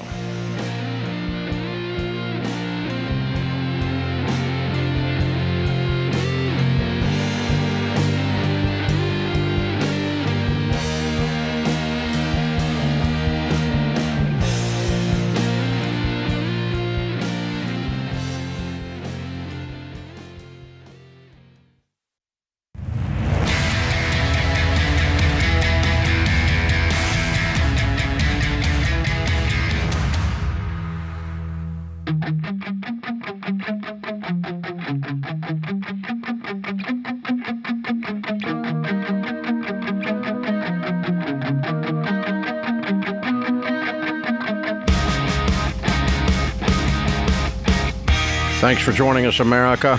Reminder, the Money and Marriage Getaway, October 19th and 21st, is just a few days away.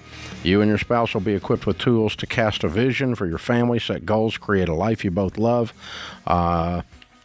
You will have the undistracted time to disconnect from everyday life and reconnect with your spouse. Interactive sessions and all kinds of sessions with Rachel Cruz, Dr. John Deloney on money, communication, boundaries, intimacy. Tickets are $7.99 for this multi-day event. It's here on the Ramsey campus. If you're out of debt, you got room in the budget, this is a must-do. The Money and Marriage Getaway, a very luxurious weekend here on the Ramsey campus for couples coming up October 19th through the 21st. Check it out, RamseySolutions.com/events to get your tickets now. On the debt-free stage in the headquarters solution of Ramsey Solutions here in the lobby, Joshua and Becca are with us. Hey, guys, how are you? Good. How are you? Better than I deserve. Welcome. Where are you from? We're from Indianapolis, Indiana. All right. How much have you paid off? How much debt? $50,000. Woohoo! $50K. And how long did this take? 7 months. Oh, right. Wow. Jack. And your range of income during that time? $83,000. Wow. 83. What do y'all do for a living? I'm a personal fitness coach. And I work at a church, a local church. Oh, amazing. Wonderful. What kind of debt was the $50K? Student loans. All right. Whose student loans? Yours or hers? Mine. Yours. All right. How long y'all been married? A little over a year. So we get married and then we pay off Joshua's student loans. Yes. First order of business. Yep. Tell me the story. What happened here? Yeah, so I grew up, and my dad was a big fan of yours, and so he put that in us since we were little growing up. And so when I met Joshua, and he was like, "I have student debt," I was like, "Oh no!"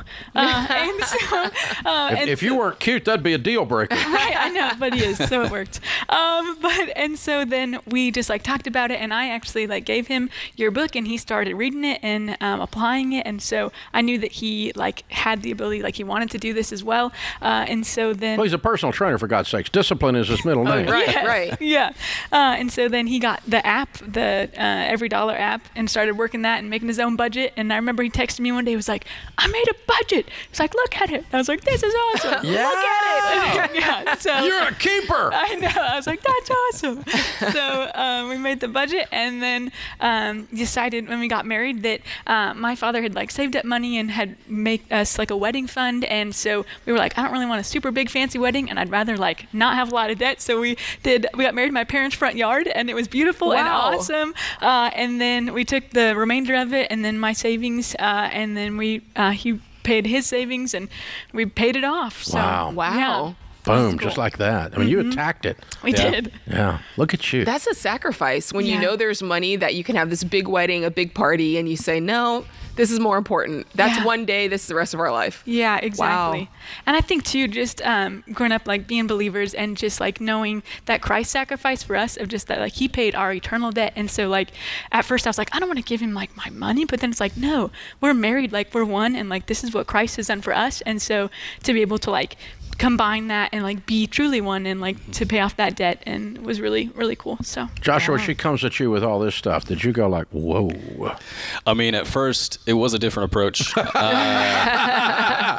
I mean, my parents did financial peace growing up. I have a special needs brother, so the whole financial situation was a little bit different. So to go from that to this is a completely different side of it. My parents did help us along the way, but yeah, I was okay, I got to do something here. I got to step up. If I'm going to be a husband, I need to be a leader. And so I was I got to make change. Okay. Look at that. How old are you two? I'm 27. She's 26. Way to go. Way to go. Amazing. Well, you leaned in, knocked it out fast, and that's got to feel good. You got to feel strong. Yeah. Oh, yeah. Both of you. I mean, you did grown-up stuff here. I know, right? It was very, very difficult. Wow, I mean, that's exciting. Becca's not a princess. She's a woman. No, she's a woman, all right. Thank you. She had a full agenda and a full plan and made sure it got executed. That's what I'm talking about. There's not. Yeah, that's good stuff. Well done, y'all. Very well done. Thank you. Thank you. Okay, now that you've done it, you see the principles of the process. I mean, you teach principles when you're teaching as a trainer. Right. And, we have principles that are guiding these baby steps, that are guiding this process. What did you all observe that you tell other people? here's what you do if you're going to get out of debt. You got to do these 3 things or these 4 things. What was the thing you think of? I think one of the big things, first off, is just communication, especially coming from 2 different financial backgrounds and what that looked like, and saying, okay, we're a couple now. God said we're one. So we got to figure out how we can do that to start off.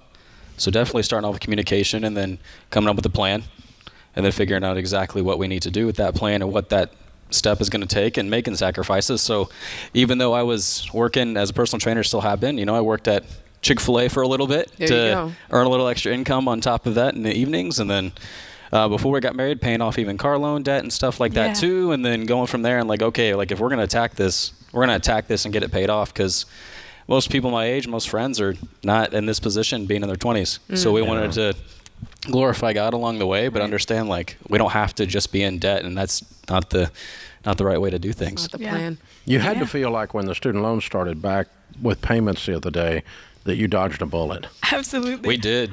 We were watching it while we were paying it off, and they're okay, they pushed it back more. Okay, we got to go before they put interest. We got to keep paying it. Right. Yeah. And I think that was the one good thing about the COVID year. Yeah. Honestly. Yeah, we're thank you for that. Because I remember I submitted my first payment was $150. Yeah. And then by the time we got married, I was oh, we got huge payments here. And then about in April, we were oh, we're debt free. And it felt weird. But it was great. We were what the heck? Yeah. Just like that. Boom. Yeah. Wow. I love it. If you want something different, you have to do something different. And you guys embrace that. It's different, right? To give back some of your marriage money. It's different for one spouse when they're, engaged to say, when we get married, some of my savings is going to go to pay off this debt. That's all completely different from what culture might say. Sure. To work a second job in the evenings, Chick-fil-A in the evenings. So you guys really did sacrifice to win. That's amazing. Yeah. Yep. Well done. Love it. Yeah. Proud Thank of you. you. Thank you. I'm betting both sets of parents were bragging on you the whole way, cheering you on. Yep, oh, yeah. They were awesome. Yeah, that's great. Couple of financial peace babies, one more intense than the other, but there we go. I love it. Still very good. Good job, you guys. Very well done. Thank you. Your future, when you can take any problem and set it in front of you two, and you do exactly what you did here. Yeah. You analyze the problem and say, what must be true? What have we got to do to get this done?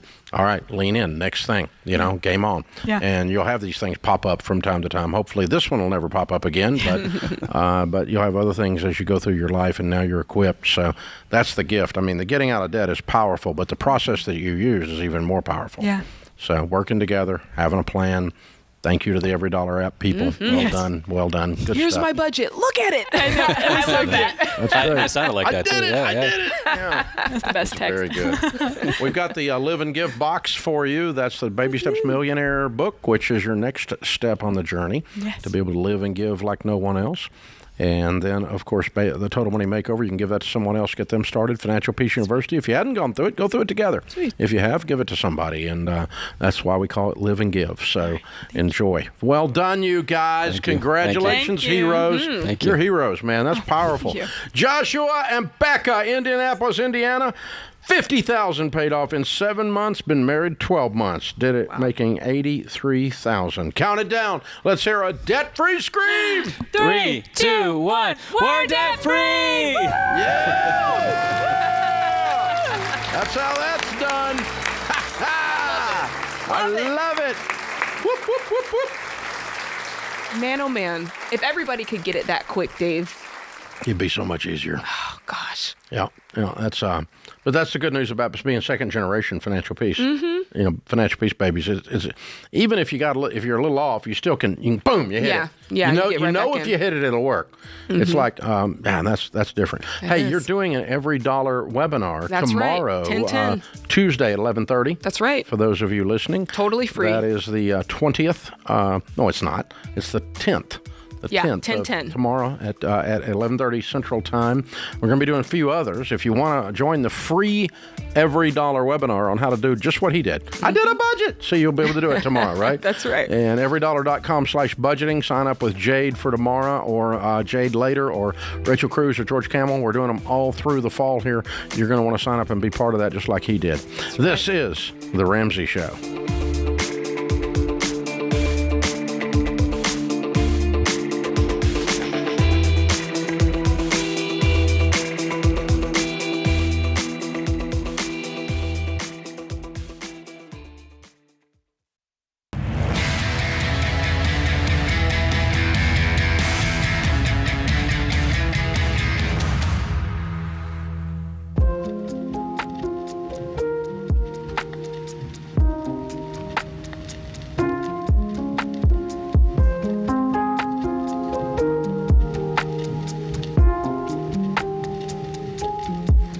Our scripture of the day, Romans 13:1. Let every person be subject to the governing authorities, for there is no authority except from God, and those that exist have been instituted by God. Milton Friedman said, if you put the federal government in charge of the Sahara Desert, in 5 years there'd be a shortage of sand. Oh, gosh. Sheesh. Nobel Prize-winning economist, by the way. Oh, you got to love it. Jade Washaw, Ramsey Personality, is my co-host today. We are in the last day of Dr. John Deloney's Book Week launch. We launched it 1 week ago tomorrow. His new book is called Building a Non-Anxious Life, and it is the 6 daily habits that are needed to do that, to deal with anxiety, to prepare for when anxious things happen. Your glass is full, and you can deal with them. And this is a lot of neuroscience, a lot of nerd speak, all boiled down where normal people can read it like me. And Dr. John, this is his second book. His first was a #1 national bestseller. Own Your Past, Change Your Future. Building a Non-Anxious Life has already sold a bazillion copies in the pre-sale and in the first week. Thank you guys for the response to this. We'll know for sure where we land on the list in a day or two, but pretty much suspect it'll be #1 based on our sales and normal book business stuff. But we'll see. We'll see. We've sold a bunch of them, and you guys we appreciate you. Thank you for picking it up. You're going to be glad you did. It's worth every penny. It's a great book. RamseySolutions.com. You can get it there. You can get it anywhere great books are sold. Amazon, Barnes & Noble, all of that. Building a Non-Anxious Life by Dr. John Deloney. Brittany's in Phoenix. Hi, Brittany. Welcome to the Ramsey Show. Thank you so much, Dave. Sure. What's up? So my husband and I are wondering if we should sell our investment property to pay off of our debt, all of our debt. Okay. Do you like the investment property? Love it, but we have a kid on the way, and so things are changing for us, and our income is going to significantly drop. You're going to stay home. Mm-hmm. Okay, your phone's breaking up like crazy. I'm having trouble. See if you can get somewhere where we can hear you. But anyway, so what do you make? That we make about $125. $125? What do you make? Yes, I make 75 of that. Okay. What's the investment property worth? $200,000, and we take home. We net $1,300 each month on it. What do you owe on it?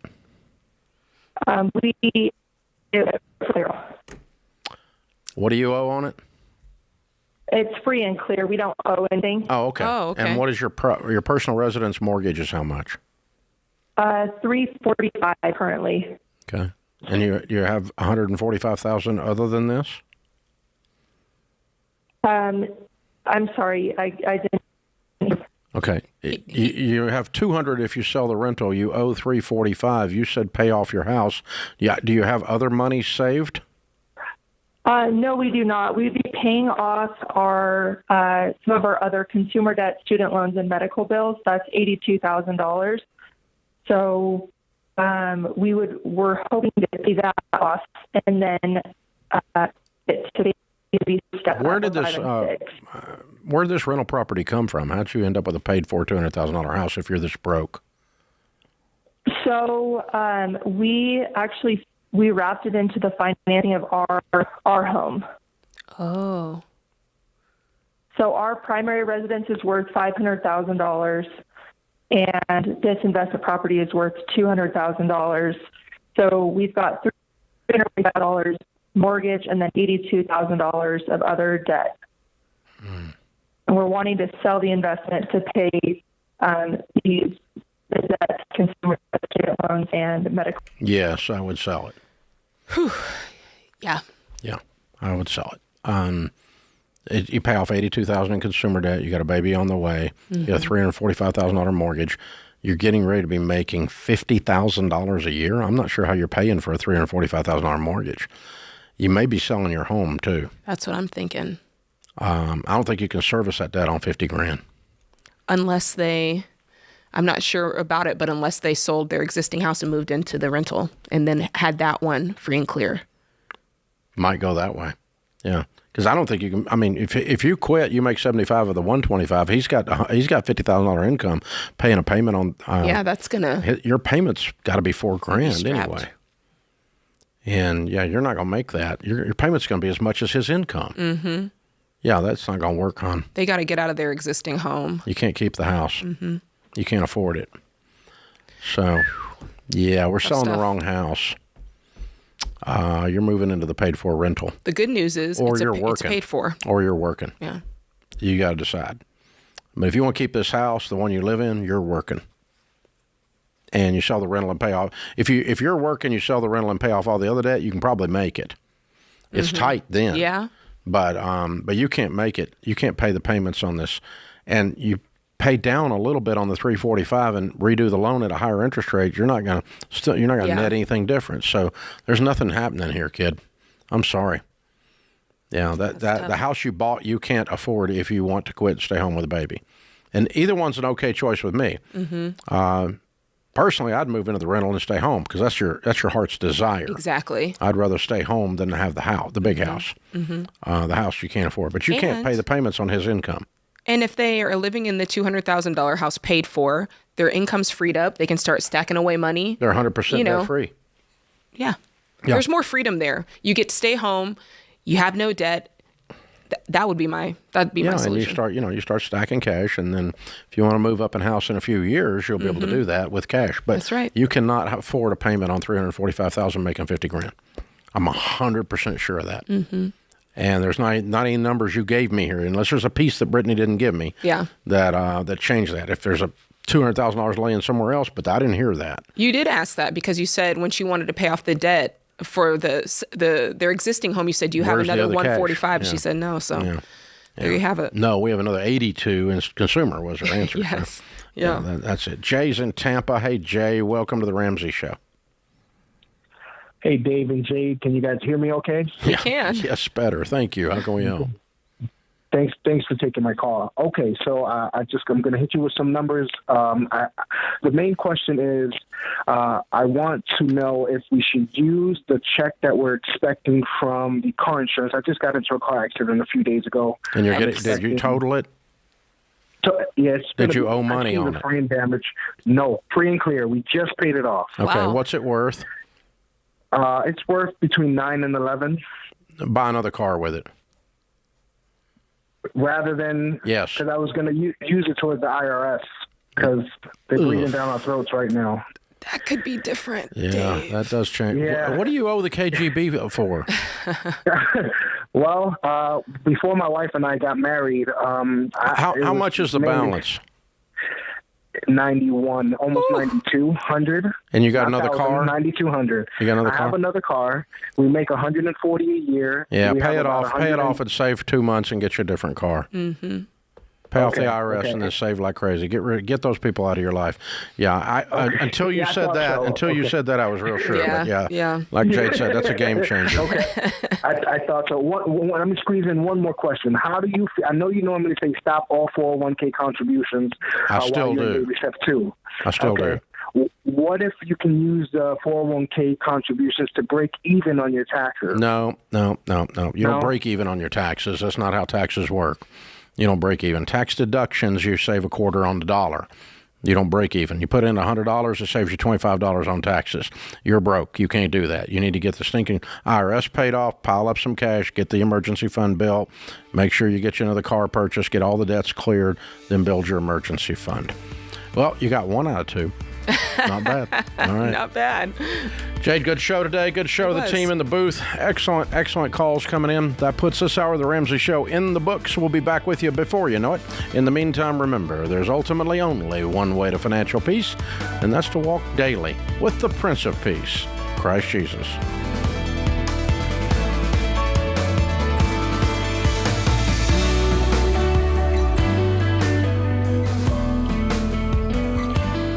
What's up, guys? It's Jade. If you love the show and want a deeper dive on your money journey, we have a weekly newsletter that gives you trending and helpful articles and tips on following the Ramsey way. Just go to RamseySolutions.com today to sign up for our newsletter. Again, that's RamseySolutions.com to sign up for our weekly newsletter.